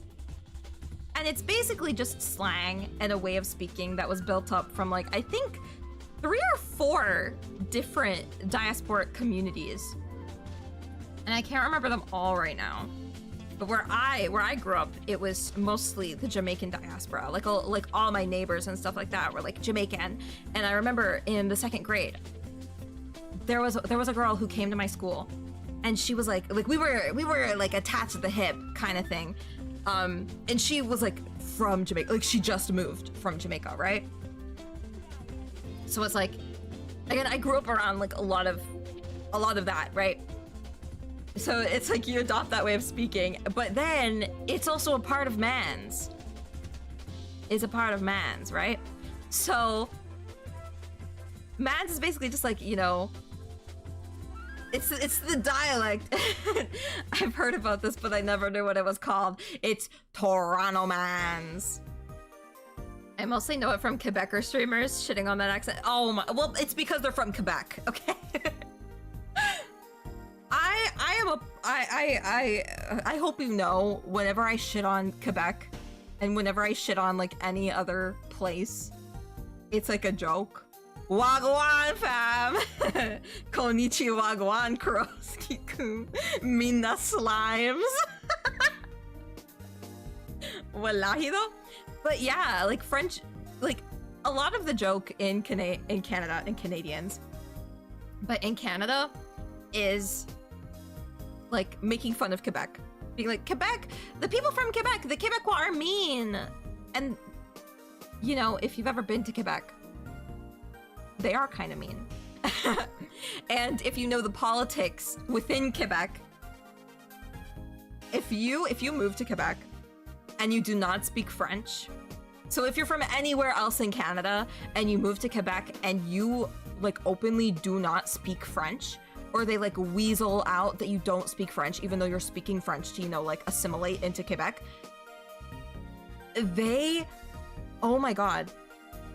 Like I heard of this one person who moved from, you know, like Ontario to Quebec, and they spoke French and everything, but their neighbors hated them because they didn't speak French the Quebec way, and they didn't speak French good enough, and oh, they're like an English speaker kind of thing, right?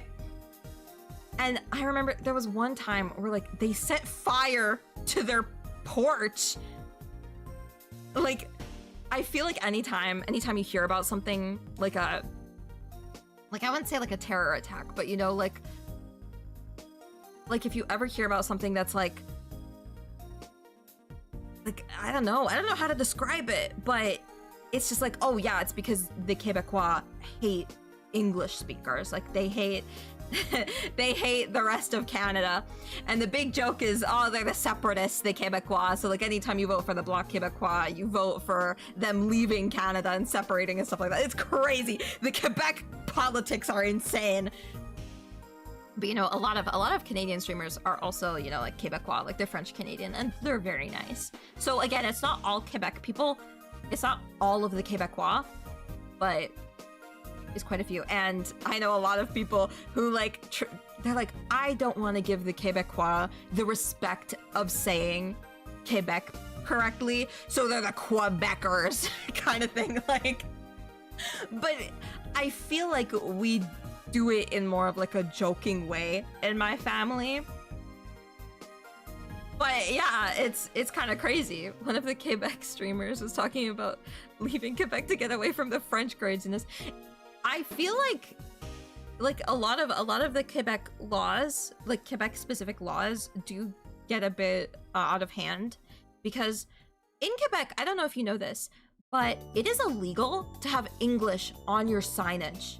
If you're a shop owner, it is illegal to have English. It has to be French on the sign. And there was this one guy who had English on his sign, and he got a fine. He got fined and was like, remove that. And I don't know, I feel like it, well, French needs to be the biggest. Like, yes, it has to be the biggest. But then you come into contact with like Tim Hortons or like Chick-fil-A or something like that, or Kentucky Fried Chicken. And it's like, the French needs to be the biggest. The French needs to be the most identifiable thing in like lettering, in writing on that sign. It's kind of crazy. It's kind of wild. And if I remember correctly, that's pretty recent too. Like, I feel like maybe within the last like 20, 30 years, it's been that way. It's crazy. It's crazy. That's why we have that's why they have PFK, but France has KFC. Exactly. But you know, everything in Canada, it's required by law to have, you know, English and French, because we have two languages. We have two national languages. But with the way that they teach French in schools, they don't treat it that seriously. I think the only thing that really matters in practical life, in terms of knowing French, is being a teacher, like being like a French teacher or being a teacher, or being the prime minister, like, or moving to Quebec, really. I saw a business get in trouble with the law for making more social media posts in English versus French. Like, it violated an advertising. You literally, dude. I feel like you could make like an entire educational stream talking about Quebec laws and how odd they are. Because it's odd. I mean, because if you're advertising to the rest of Canada, it is in your best interest as a business to reach the most amount of people, right? So you would want more of your posts, or, you know, like more of your traction to be from an English audience, right? It's just a little strange. Yeah. Quebec is Quebec. And it leaks into all of it does. You know, like all of our stuff, our road signs are in English and French. In Quebec, they're only French. Yes. And it's like, you know, all of our things are like, oh, like, you know, KFC, but then PFK immediately under it, or like immediately beside it. Can we watch the Canada episode of South Park and pretend all of it's true? That'd be funny if it was true. It would be funny if it was true. I'm not gonna lie. Sometimes I watch South Park and I see how they portray Canadians, and I'm like, man, I wish that was real. Because in reality, Canada is almost as dystopian as America. And I've heard a lot of Americans get mad when Canadians say that. Like, when Canadians criticize Canada, I've seen a lot of people getting mad. Like, a lot of non-Canadians getting mad, being like, how do you talk about your country like that? You have free healthcare. It's like, yeah, we may have free healthcare, but how fucking long does it take to see a fucking doctor? Huh? Yeah. Also about that. The man that did yeah. His brother's doing fucked up shit now, by the way. Medical debt does change a person. Rob Ford mentioned crazy. See, Rob Ford did some shit to Toronto. This is true.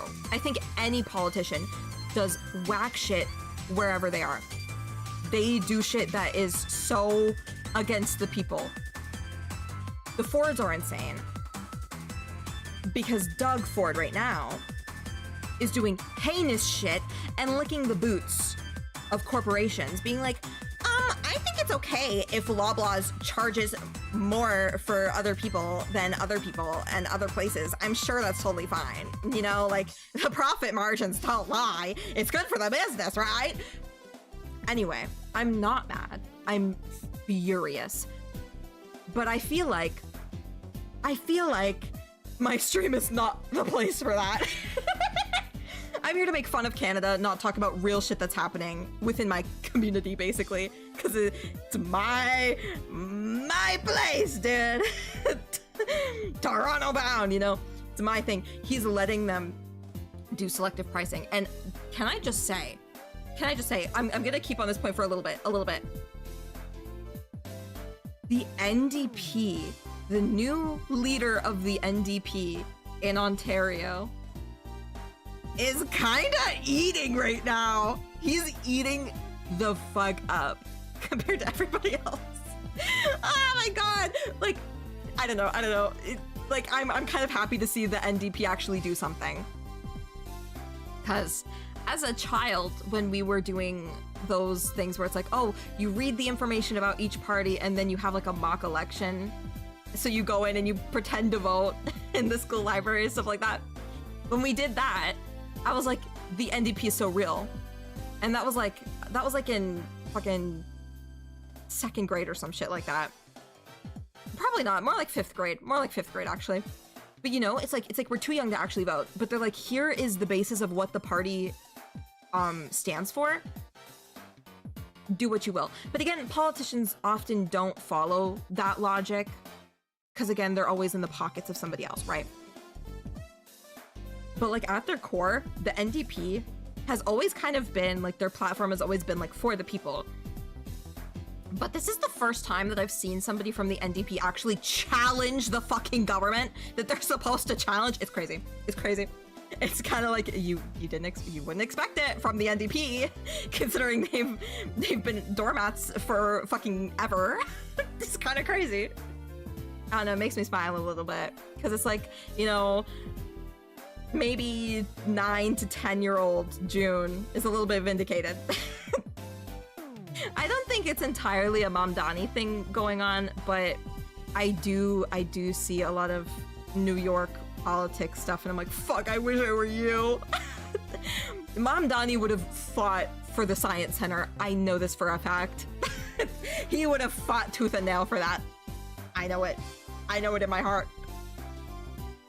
But yeah, government situation right now is kind of fucked, you know? But Rob Ford is fucking funny. See, Doug Ford, nothing about him is funny because he's doing shit that actively harms currently. I think we can all look back at Rob Ford and laugh because everybody was thinking like, oh my gosh, there was like, Rob Ford had so many fucking scandals, like doing crack and shit. But there was one scandal where, and it was televised. So I'll try to find the televised clip. It's fucking funny. Because Ontario politics really do just be like this. It's so unserious. But Rob Ford was asked about like having a mistress and like cheating on his wife, right? And he dead ass said to the reporter, "I have plenty to eat at home."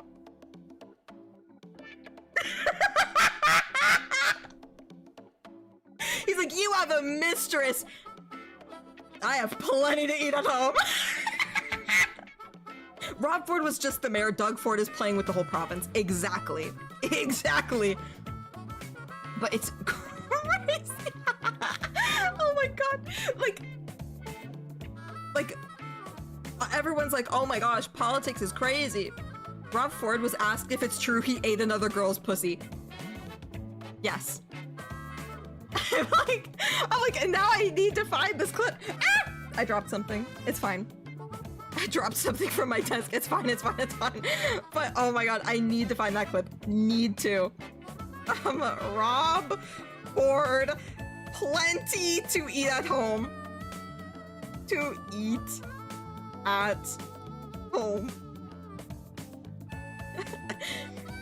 I've got more than enough to eat at home.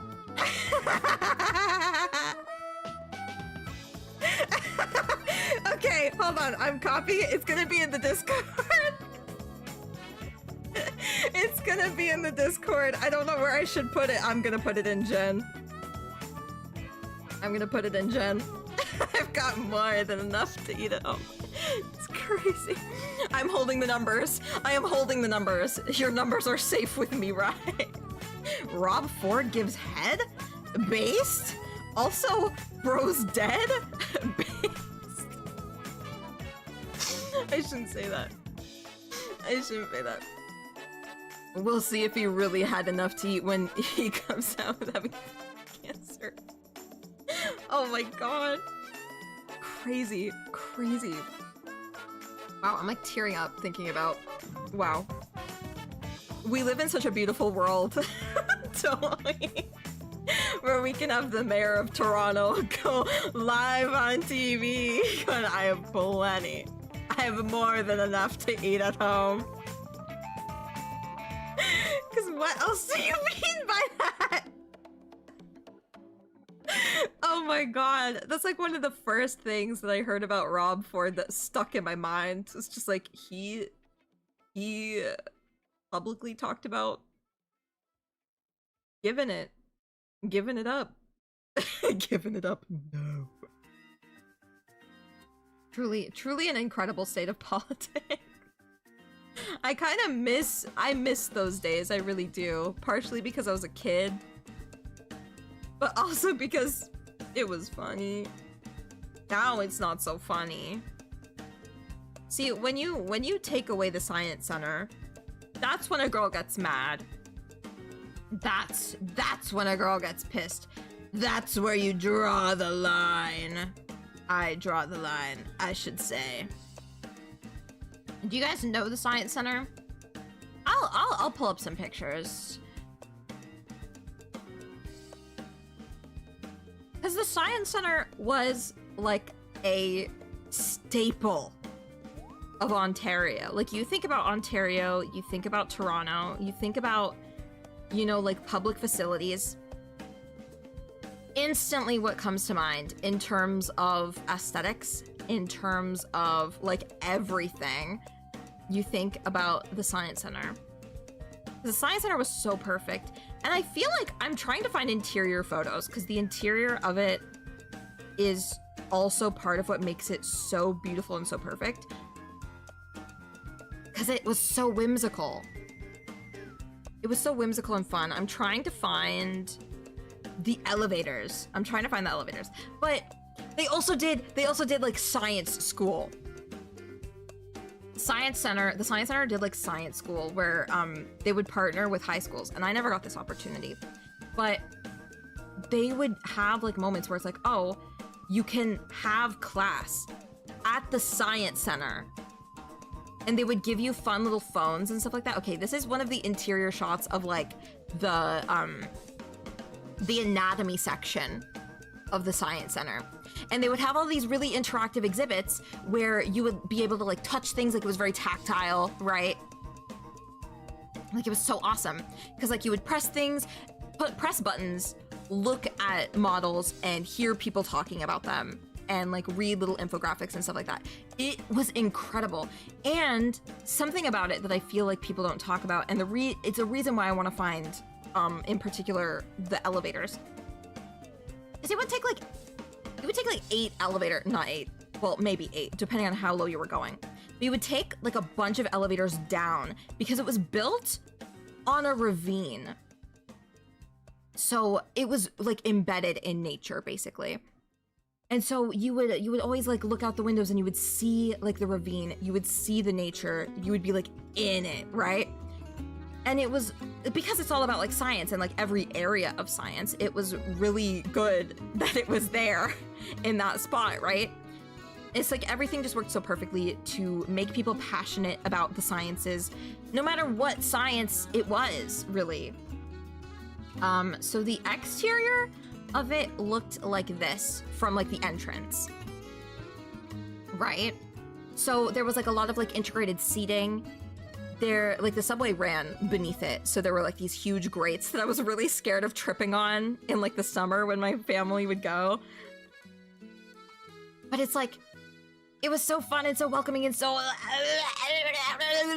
like there was so much passion involved in it, and it looks so beautiful. And it was very like the architecture, it's very brutalist. There's a lot of like concrete and stuff like that, but the inside and the outside were really beautifully merged, because here's one of their exhibition spaces. And basically, like, again, all of the appeal of the Science Center is getting kids involved in sciences in, like, all 5 of the senses way, right? Like, hearing, touching, tasting. They had, like, taste testing exhibits and stuff like that. They had, like, electricity. They had, like, little bikes, and you would, like, pedal, and power lights and stuff like that. Like, there was so much there. And this was, like, the big exhibition space that most of the times that I went, there wasn't anything there. But you can see, like, the outside. You can see the outside. Look at those trees. Like, it's all the nature of it all. It's so great and so perfect, right?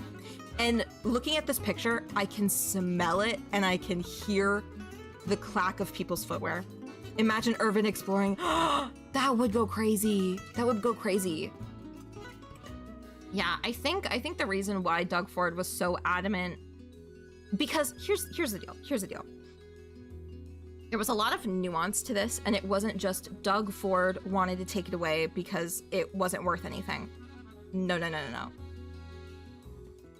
People offered, because the reason why they shut it down was because the roof, a part of the roof was unstable, right?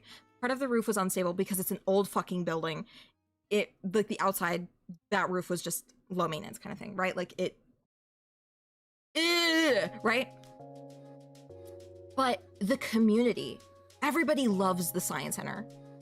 Like, if you're from Ontario, you love the fucking Science Center. Like, Southern Ontario, you're like, I live and die by the center kind of thing. And so people were like, I want to do this. Like, roofing companies were like, we can fix this for free. For free! We're gonna fix this for free! Okay? Because the Science Center is so beloved. But no. Doug Ford said, that's impossible. We're not doing that. Because he wants the fucking land. He wants the fucking land. So he's like, I'm gonna move the Science Center, I'm gonna build up a new one, and it's gonna be in Ontario Place. Next to a fucking spa. Like, no. Absolutely not. No way, no how. Yeah. So, no, nobody fucking likes this guy, okay? Nobody fucking likes this guy anymore. All of whatever good graces he had for, like, from people, no, not there anymore. Like, as soon as he threatened the Science Center, everyone's like, we're gonna threaten you. I'm still trying to find pictures of the fucking escalators, because the escalators were so fun. And they were really steep, so it was a little bit scary. The fucking space section, holy shit. See, I feel bad. The last time I went to the Science Center, I didn't take that many pictures. And I'm really kicking myself, because I wish I had. I wish I had taken more pictures. Because it's fun. It makes me sick. It's actually horrible. Like, okay, here's some lore. Here's some lore. Last time we went to the Science Center, it was me, Cools, Volty, and Dodo. Volty was visiting Canada, and we were like, we're gonna take you to the spots. We're gonna take you to the places where magic happens, right? So it's like, we're gonna take him to the Science Center. Busted our asses to go to the Science Center. This is one of the entranceway hallways from, like, back when I was a kid, it seems. Beautiful. But basically we went, and everything was going fine. It was really rainy, and it was horrible. And while we were eating, we kind of have this inside joke where it's like, you never know when it's your last time at blank kind of thing. And it's like lighthearted and whatever, because, you know, time changes, it keeps marching forever, right? And it's just like a lighthearted thing. We sat down to eat lunch and then continue exploring at the cafeteria. And I suddenly got so fucking sad, like unbelievably sad, because a thought crossed my mind. You never know when it's your last time at the Science Center. And I got so sad because, you know, Cools was just about to go to Japan, right? She was just about to go to Japan, and it was like a big thing. So I'm like, oh, we're probably not gonna go again because Cools isn't here, right? We're not gonna go. So I got really sad, And there's a picture that Dodo took of me at that moment, and you can see the tears well up in my eyes. You can see my eyes were like, she's gonna cry, kind of thing. And it was like I was like so distraught and upset at this idea, at the notion. And then, flash forward the next year around the same time, so in like June of that next year, and I'm in Japan with Cools and everybody, and I get a text on Discord from my mom, and it's just an article that says that the Science Center is going to be closing. I'm like, no fucking way! No way! And I was fully convinced for like a week that me thinking that back then, that June, thinking you never know when it's your last time at the Science Center, I fully thought that it was my fault the whole time. I was like, no, it's because I thought that. It's because I thought of that. Kicking myself for a week. She's like, no, it's my fault. The Science Center is leaving. It's gone. But yeah, where's a picture of the new Science Center? Of the proposed new Science Center? It's ridiculous looking. Okay, I found it. Because I don't know if you guys know about June manifested her own Canada, but I'm sorry. You cursed it. No, stop. But this is the new proposed design for the Science Center. Because Ontario Place is on the lake. And so it's just this big fucking building, round for reasons. Don't blame yourself. No. It's the crack smoking neighbor. The crack smoking mayor's brother. It's Doug, not Rob. Again, he had plenty to eat at home. This is Doug. We hate Doug. We hate Doug. But yeah, it's gonna look like this. I don't really have anything else to say other than what the fuck. Yeah, like it looks sick. It really does. But taking away the original just because you want the land that was used for the car park, it's unbelievable. It's unbelievable. Like, actually PMO. It actually PMO. Well, there's nothing saying they didn't share the credit. You know what? That's a really good point. But also something to note about the Science Center, because again, I'm very passionate about the Science Center. I'm very, very passionate about the Science Center. Is it had, and I still have tickets from this, by the way. I have my latest Science Center tickets. I still have. My dad keeps a bunch of tickets and stuff like that from years back in a memory box. Didn't learn that until this year. But I still have tickets from this because they were one of the first places to have an IMAX theater. And it was incredible! The IMAX is incredible! It's really cool. It's really cool of Dad. Like, my dad's kind of a sentimental guy. I feel like he hides his emotions a lot of the time, but he's a very sentimental guy. So he keeps like all that stuff from our childhood and stuff like that. But they had an IMAX. It's half of the roof of the Science Center. And they would always have this fucking video. All of the IMAX films were like documentaries and stuff like that, by the way. Like, the ones that I mostly went to were the ocean documentaries. But yeah, this was like, I was experiencing IMAX movies at like the age of fucking 7 kind of thing, right? But you would go into this dome, basically, whenever it was your time to go to the theater. And they would have this instructional video about how the IMAX works at the Science Center, right? So they would show you where all the speakers are in like this weird 3D art style rendered thing. And they would be like, here's where all the speakers are. And it had like this really calm sounding guy narrating everything. It was everything. And the seats were all lined up and it was like so steep. I remember being scared because everything was so steep and I was afraid of heights. But like, goddamn, Shit was everything. What do you mean? Like, that's... I wonder if someone has the audio of that rip. Shut up. Can you find that? Like, I don't... Ontario Science Center IMAX introduction? What would that be? Because I'm still trying to find the escalators. Ooh! These are really low quality pictures because they're on fucking Wikipedia from like the 90s. I'm kidding. It's from the early 2000s probably. They had, here's one picture, I think. They had a lot of sensory experiences at the Science Center, right? I was talking about, you know, they have like buttons that you push and then voices will interact with you and stuff like that. It's not just like buttons and stuff like that.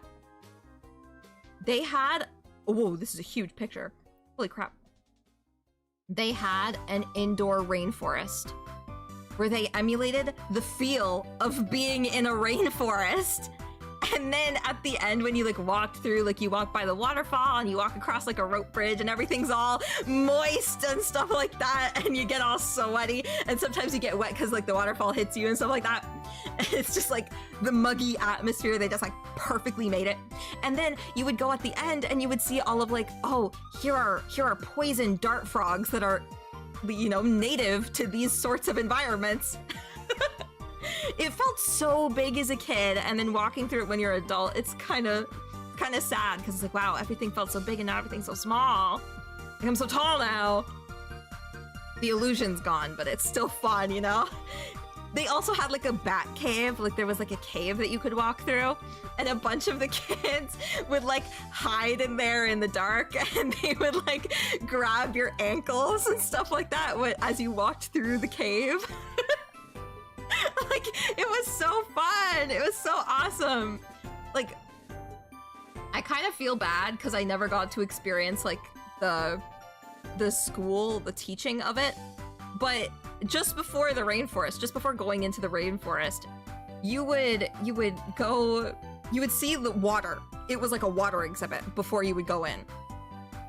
And at the water exhibit, you would taste test the water from 3 different water fountains, and then they would be like, oh, like like this is this kind of water, this is this kind of water that you were drinking. And it was like, what? You would just like, it was like very like when I say it's all 5 of your senses, I mean all 5 of your fucking senses. You're drinking water. You're drinking different kinds of water. Like, that's so fun. They'd be like, here's ordinary tap water. Here is water that has been filtered like this. And here is water that has been unfiltered. Like, it's fun. I remember when we went back in high school, they added lights. Yeah. Because the kids kept hiding and they were kind of like nuisances. But they had cameras too. So before you walked into the cave, you would see like black and white, like CCTV, like footage, live footage of the inside of the caves. Like, they were so fun. Like, it was so great. I'm kind of like, damn. I'm still trying to find pictures of the fucking escalators. Escalator. Bruh. Like, okay. I'm gonna put up pictures of the outside, pictures of the inside, and more pictures of the inside. I want to find one where it's, there it is. There's one looking down. That's what I wanted. By the way, people naming these pictures, they're like, the Ontario Science Center is magic. I'm like, yes, it is. So this is what some of the escalators look like on the outside, because it's built into the ravine, right? So they didn't want to disturb the nature. They instead decided to build, sort of like integrate it together, right? So on the outside, it looks like this, and these are like little windows. They're little windows. You can see they're like stripped all along eye level of the escalator. So whenever you look out the escalator, you can see you going deeper and deeper into the ravine, right? And so where's another one? Here's one of going down. Here's what it looks like when you go down the escalator, right? it's like you look out and you see the trees, and it's very steep. Tell by the angle, very steep. And they had like little lights on the end too, just in case something went wrong. Like it was dark, so they'd have like little lights along the edge so you'd know where the handrail was. And this is only one escalator because there are multiple escalators, multiple sets of escalators, and they're pretty long. But another escalator, and this is like looking up. But there was one that had like a full fucking tree stump with its roots inside of it. So you would like look at the roots and you could like reach out and touch them. But there was like a, you know, a thing blocking it. But it's like if you really wanted to, you could. If you wanted to be a rebel, you could. It's so awesome. Like the Science Center is kind of everything, and it's dead. But I'm very passionate about it because it was a lot of my formative years were spent at the Science Center. Ooh, and there's another. Sorry, I'm like getting excited. Like, oh my gosh, it's the Science Center. Whoa. Bro, is this like the Science Center end of its life? That's kind of sad. Oh, that's actually really sad to see. Oh, I'm sad now. But the entrance of the Science Center was really, really, really cool. It basically when you entered the Science Center from like the main entrance, it was where you would buy tickets to the movie. And you would buy tickets to enter the Science Center, kind of thing. Good night, Toto! Thank you for being here! Thank you for being here! It was great to have you. See you next time. But basically, the Science Center entrance looked kind of like this. Where it was like, from the angle that this photo was taken to the direct right of you would be where you would buy tickets. And then directly to the front of you is where the entrance to the IMAX theater would be. Now there were stairs and there were escalators. And the escalators, you can't really get a good look. But I'm gonna try. The escalator going up would have, like, it was exposed. So you could see the guts. You could see the contraption and the belts, the conveyor belts actually moving with the movement of the escalator. Like, that's so fun and so cool. I remember as a kid, I was so mystified by that. Because it's like, you get to see how the machines work. Isn't that not fucking cool? That's great. For a kid who doesn't know shit, this is what life is about. Also, hold on, what movies were they playing? IMAX Under the Sea was my shit. IMAX Under the Sea was my shit. Like, this was my movie. Dude, this place kicked so much ass. It really did. Okay, remind me to do this after stream. I want to find, like, walkthrough videos of people walking through the Science Center. Because there have got to be some, you know, like, in memoriam of the Science Center videos of people just sharing their experiences and stuff like that. Because I'll even find some photos. I'll even find some photos of my own. Because they're fun and cool. Like, IMAX Under the Sea, real shit. I remember every single time there was always a jump scare of a fucking octopus or something eating something, and it was so fucking loud, just like, boom, clapped in your face. It's like, ah! It was everything. It was also the birth of what Cools and I called the Pickle Whale song and the Pickle Whales. Because there was another movie playing, and it was like, I can't remember, were they humpback whales? They might have been humpback whales. And it was a documentary about that. And they kept playing the same fucking song.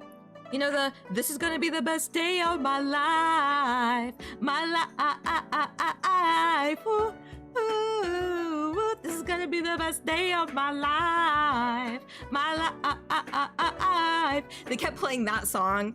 And so Cools and I were like, it's the fucking Pickle Whale song! Because we didn't know the name of it. By the way, we were in high school at that point. We were in high school and we were talking about the fucking Pickle Whale song. Also, that particular experience, I am so forever grateful to have that experience, actually. Because there was something that they used to do at the Science Center for schools, and my school never did it.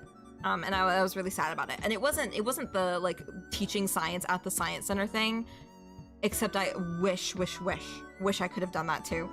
But what they did was they would have like classes have a sleepover at the science center, where like a bunch of different classes from a bunch of different schools would go to the science center for a field trip and stay the night.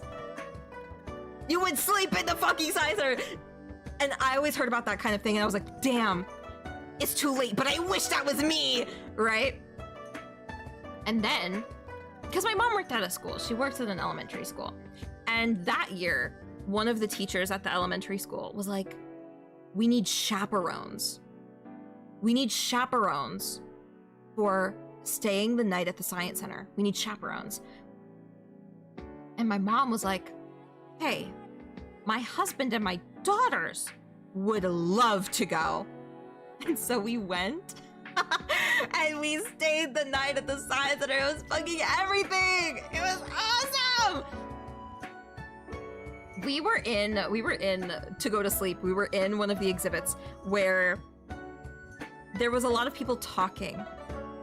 It was basically like a bunch of different like little vignettes that kids made about their home situations in different countries. And so they would all be talking all at the same time. The actual children would be talking and reading out descriptions of what their daily life was like, basically. And we had to go to sleep in that. And when we woke up, it was like a chorus of like terrifying voices of children. But it was fucking funny. Good night, Rye. Good night, Rye. This is probably the last year for me for a week. I wish you luck on that detox. I wish I could do a detox like that, but I'm too chronically online. But see you very later. See you very later. I wish you luck. Thank you, Rye. Literally, this place being ripped from us, ripped from the clutches of Ontarians. Because everybody from Ontario went here. Didn't matter if you were like in Toronto or not. Everybody was going here because it was like such a hub. It was such a fucking hub.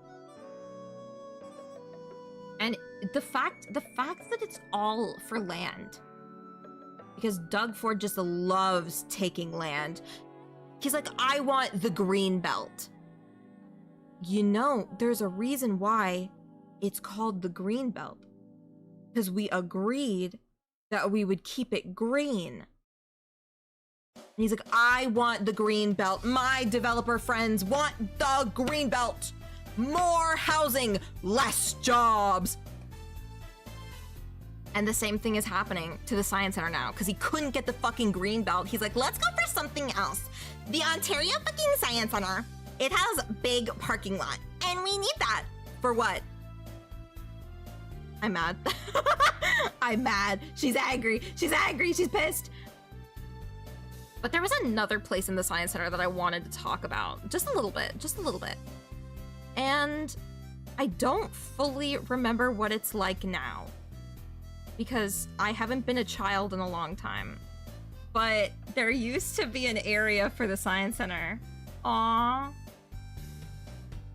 The fact that they knew what I was gonna look for. The fact that the Google search knew what I was gonna look for instantly. There was a place at the Science Center, and I have pictures of this, but I'm not gonna share it because they have like pictures of like the pictures that I have of the Science Center of Kid Spark specifically are of me. So I'm like, I'm not showing that. But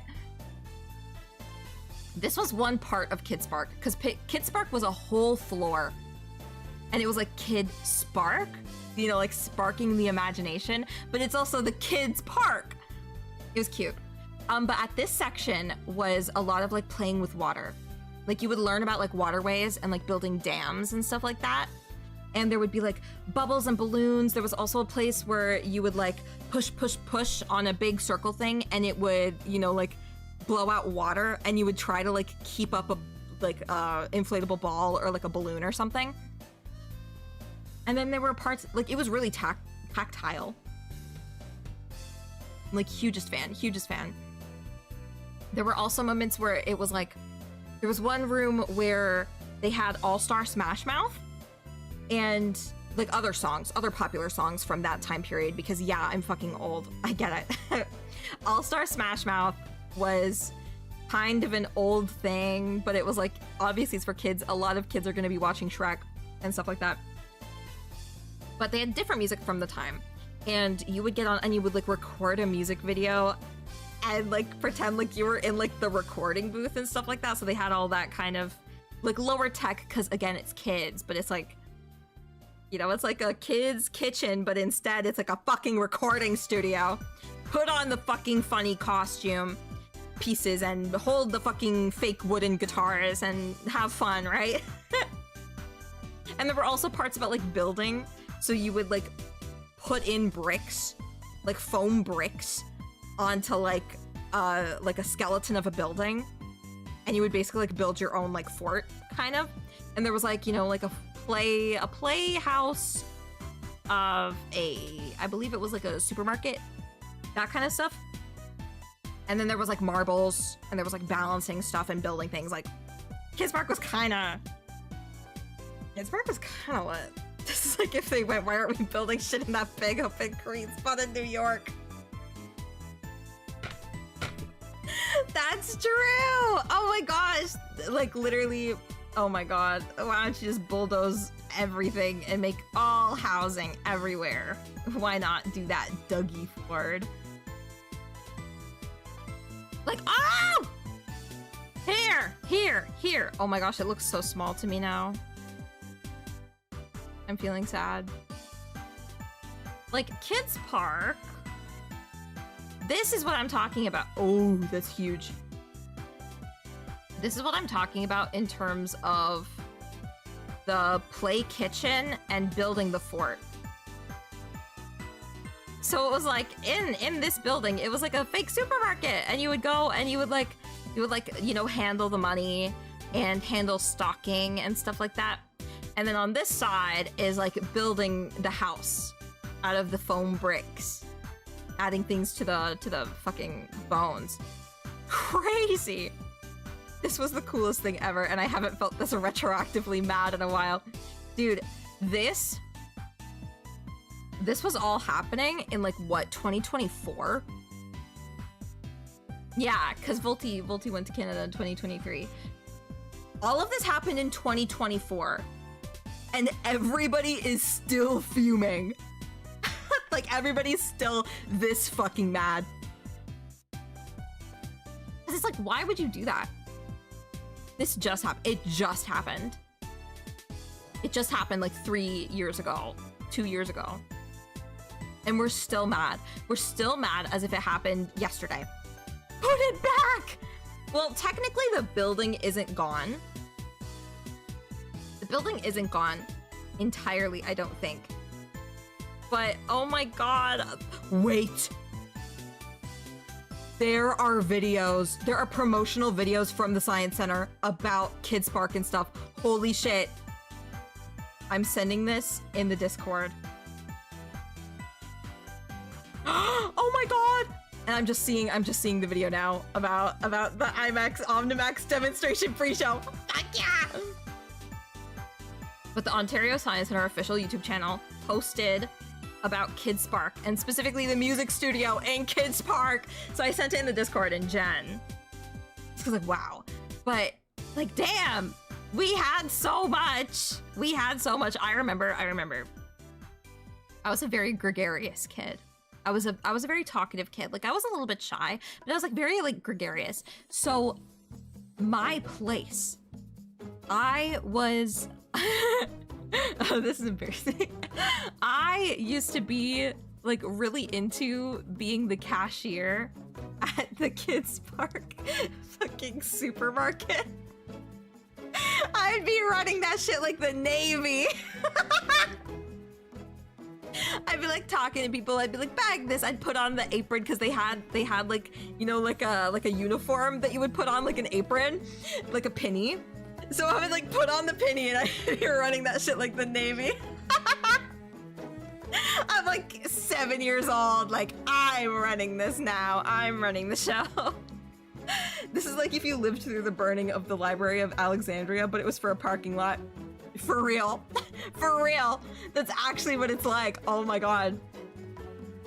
If anything, take that land from fucking Marine Land. They're not fucking using it anymore. Ah! It's insane. It's insane. Oh, and also really funny instance of French. Really funny instance of French is the Kids Park sign.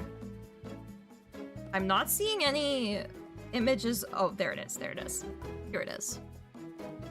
I was like, I'm not seeing any images of the English of this sign. But there were 2 signs for Kids Park because again, the Science Center was kind of like a hub for everybody. Like no matter where you were in like Eastern Canada, you would have gone to Kids Park. You would have gone to the Science Center, right? So this is the Kids Park sign. And, you know, it's Kids Park. And the I is really big because, like Idea Spark, id Spark, Idea Spark, Kids Park, Kid Park, Kids Park, that kind of thing. And it's like for kids 8 and under, adults must be accompanied by children. Funniest thing is, when we were being chaperones, we could go to Kids Park. Fuck yeah. And it had been years since we went to Kids Park. We're like, fuck yeah. This is everything. And the sign, because it's Canada, the sign and everything also had to be in French. So we also had, like, instead of Kids Park, we had Activité. Because it's like activity, active idea, Activité. It's fun. And again, it says the same thing, like for kids and under, adults must be accompanied by their children, kind of thing. It's like, it's so fun. It was so fun and so quirky. One thing that I miss really, fuck, it's got 2 good names. I know. Holy shit. They kind of hit the money. They kind of hit it right on the money. Like it has 3 different readings in both languages. How the fuck do you do that? Kind of everything. I miss it. I miss it a lot. But what I really miss from the Science Center, and this exhibit would come and go. It would come and go. So it wasn't always there, but sometimes it was there, and it made me really happy when it was there. But there was. I'm gonna try and find it. I don't think I'll be able to find it. Like entrance. What is that called? Like, rocks. Hey, yo. Hallway walk rock. Hallway rock walk. Sorry. Hallway. Oh, space hall. Shit. Hallway rock walk. They used to have the opening hallway that I showed earlier as like a rock walk too. And I can't find it. No. Here's some. Holy shit. TripAdvisor got me like no other. As a kid, I was obsessed with rocks. I was obsessed with rocks and minerals, and I collected rocks. I was a rock kid. Gemstones, rocks. Holy shit. I was there.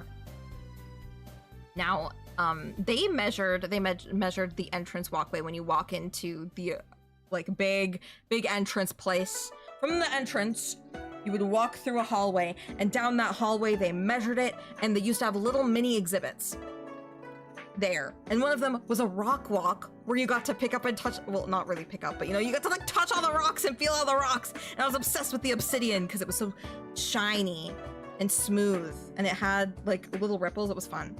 It was great. It was whatever.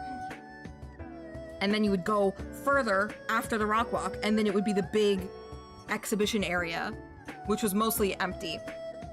It was like, oh my god, the fucking rocks, dude! Oh my god! Tommy was in heaven, and every time we would go to the gift shop, because there was a gift shop. There used to be a gift shop, but it closed like a long time. Like, it closed not a long time ago, but a long time ago. Like, it was there for maybe like, for the years that I went, probably around 7 years, and then it stopped. So yeah, when I stopped really going to the Science Center all the time is when they closed the gift shop. So maybe I was keeping them in business just by having my hope. But they would have like this table container filled with different kinds of rocks, and you would put the rocks into the baggies, into little baggies that were, you know, they had the Science Center emblem on it and everything, like the logo and everything, and you buy the little rock bag. I miss that. I miss rocks. I love rocks. Rocks! It just makes me happy. Dude, my childhood was so goated sometimes. Sometimes I'm like, my childhood was like really sad. And then I turn around and I think about the Science Center and I'm like, never mind, it was fucking goated. Like, the entrance to the Science Center was so fucking cool. It reminded me of like an old theater. You know, like back, I don't know if this is like a Canadian thing or not. It might have been a Canadian thing. Hold on, I'm gonna show you something else. Whoa. Whoa. Theater. Now, I'm scared of doxing myself, genuinely. I'm genuinely scared of doxing myself for these images, so give me a second. Okay, this one wasn't mine. This one wasn't mine, thank fuck. These ones, I believe, were in Mississauga, if the 90s design subreddit has anything to say about it. But the Science Center entrance reminds me a lot of old Famous Players theaters. Now, again, I think Famous Players are like a Canada-only thing, but they used to be like really maximally designed movie theaters. So here's an example of like a concessions table at a Mississauga Famous Players. So again, it had like a lot of like really campy, like this is the same one, but just a different angle. But there are like a bunch of different like vibes going on at the Famous Players, and it reminds me a lot of it. He used to be a real country. Exactly. Like this. Hello! That's everything. And my old local theater used to look like kind of like that too. But yeah, when we lost Famous Players, we lost design. Because a lot of these have like references to movies and stuff like that. Like I feel like these pictures don't really capture.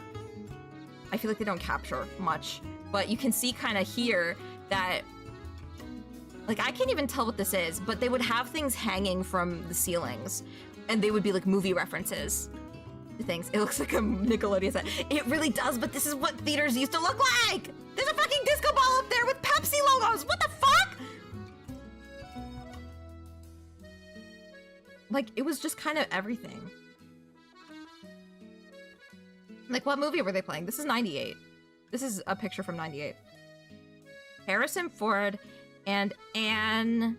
I can't read that. But hey, there's a fucking movie poster for a movie that I can't read the title of. And like, hold on, I want to see the prices. Are there any... Fuck, I can't read the prices. Oh wait, any concert anywhere combo, fucking $6.79, $6.29, $6.29, $6.29. The fucking combo 2 is $6.12.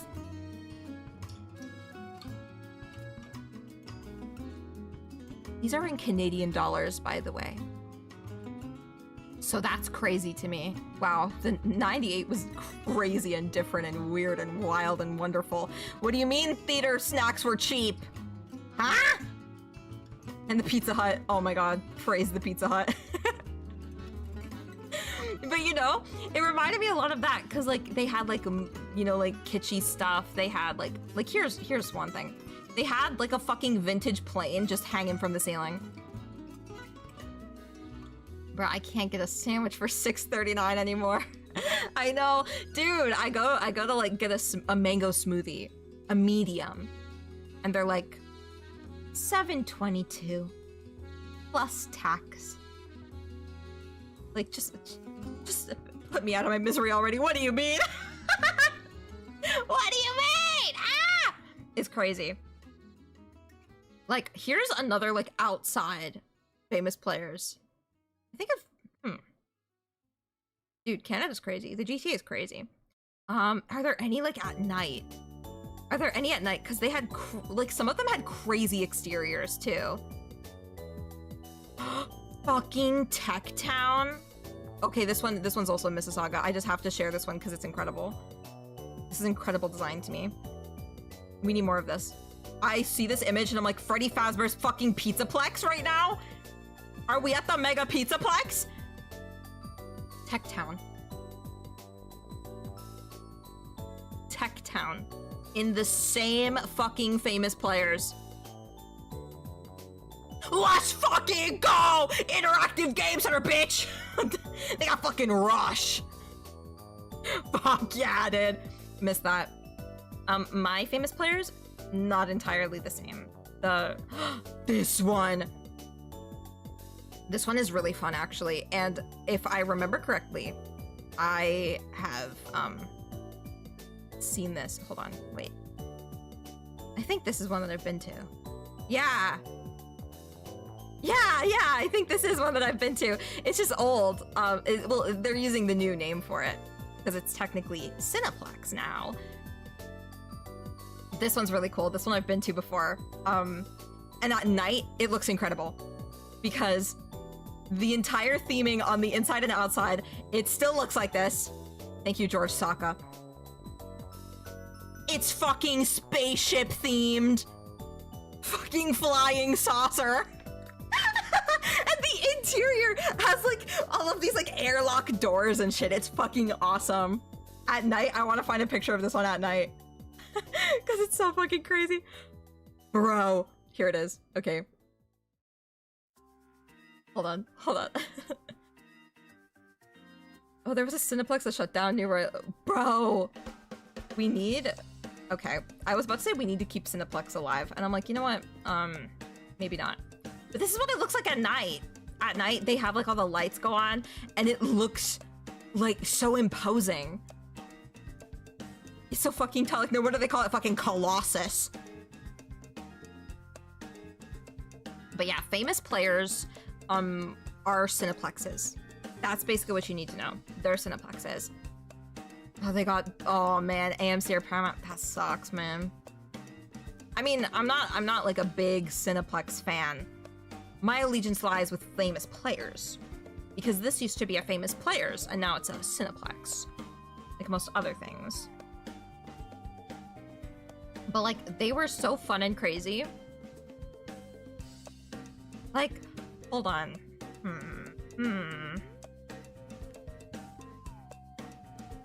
Bruh! Sorry. I'm not gonna show this one. Just the Reddit post. The Reddit post question, sorry. No, I'm not gonna show it. I'm not gonna dox myself yet. I'm gonna dox myself, maybe when I move. Maybe after I move, I can dox myself. But I saw pictures of mine. Oh my god, that's so fucking funny. We as a society need to bring back big, goofy architecture. We really, really do. Like, every time I see something like this. I've never been to this. Oh my god, this one too. Wow, there are so many famous players because they had this particular archway when you entered. Like, every famous players that turned into a Cineplex had these sorts of architectures, you know? This is Winnipeg. But, you know, they had like these film reels, and then they would like put them on stilts and everything, so they'd have like that archway for famous players, and they would all have like a different theme, like a different take.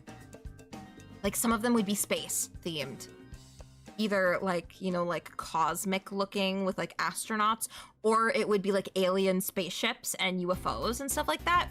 And this one was just like movies. The theme of this one was movies. I do know that, because if you're a historian of famous players, if you were really into famous players architecture and looked it up for a school project for your curation class, you would know. But they would always have these archways. These archways would be consistent through most of them. Like, they're so fun. What were they playing? Let's see. Let's see what they're playing. Star Wars. I can't read that. Deep Blue Sea. Fucking Iron Giant, dude! Iron Giant American Pie! Psycho! Fucking year is this? Silence of the Lambs!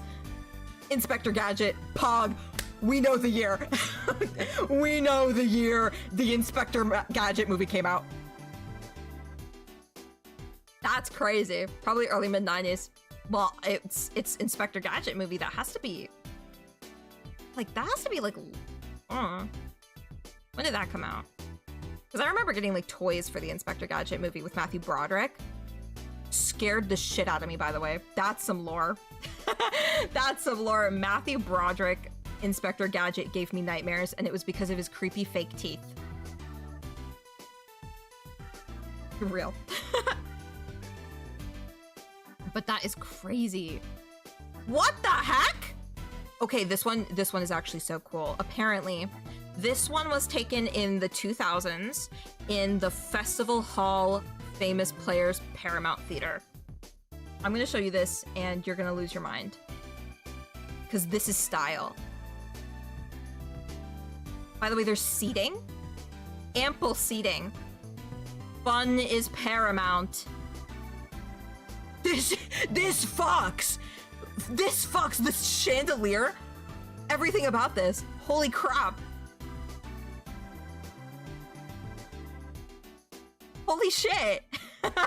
In fucking 2000, they were like, what if we made the coolest looking theater interior of all fucking time? Cause like, look at this future room. Dude, I miss like a 90s, 2000s future aesthetics. Goddamn. The ominous fun is paramount. Oh, it's everything. Oh, it's everything. So many reflective surfaces. I'm going crazy. I want to touch everything in this room. That was a little crazy. But wow. Wow, wow, wow, wow. My famous players didn't look like this. Mine didn't look that cool. But I kind of wish that it did. But yeah. Epic. I miss the good times. I miss the good times. I really do. This shit's everything to me. Wow. And I think I will leave you guys with that because I am feeling a little eepy. I'm feeling a little sad and I'm feeling hi, what is this first time here? Hi! I was just about to end the stream. No, wait! A place near me, the Roxy Theater still looks... Are you kidding? Are you kidding? Dude, my famous players was around for an embarrassingly long time, and then it fucking died. Got taken out. I miss this era of architecture. It was so good. Like, back when theaters wanted you to, like, be transported somewhere different, you know? Like, that's everything. Oh, I miss it. I'm also starting to feel it too. Yeah, I'm eepy. But I will see you guys next week on, hopefully, my normal streaming time, which is, if you're curious, every Wednesday night or Thursday morning, Eastern Standard Time. Normally I go live at 12:15. But yes, before I end the stream, I always make it a point to cast a magic spell to make sure that your day, night, week, whenever you're watching this, it could be your twilight, your new moon, your eclipse, or your breaking dawn, even better. And if you don't know the words to this magic spell, I'll say it a little bit more slowly so that you'll be able to learn it for next time. And if you do already know the words, fucking do whatever. You know the words. You know what to expect. Are you ready? Moe mowing June. Bye, guys. See you next time. Mowing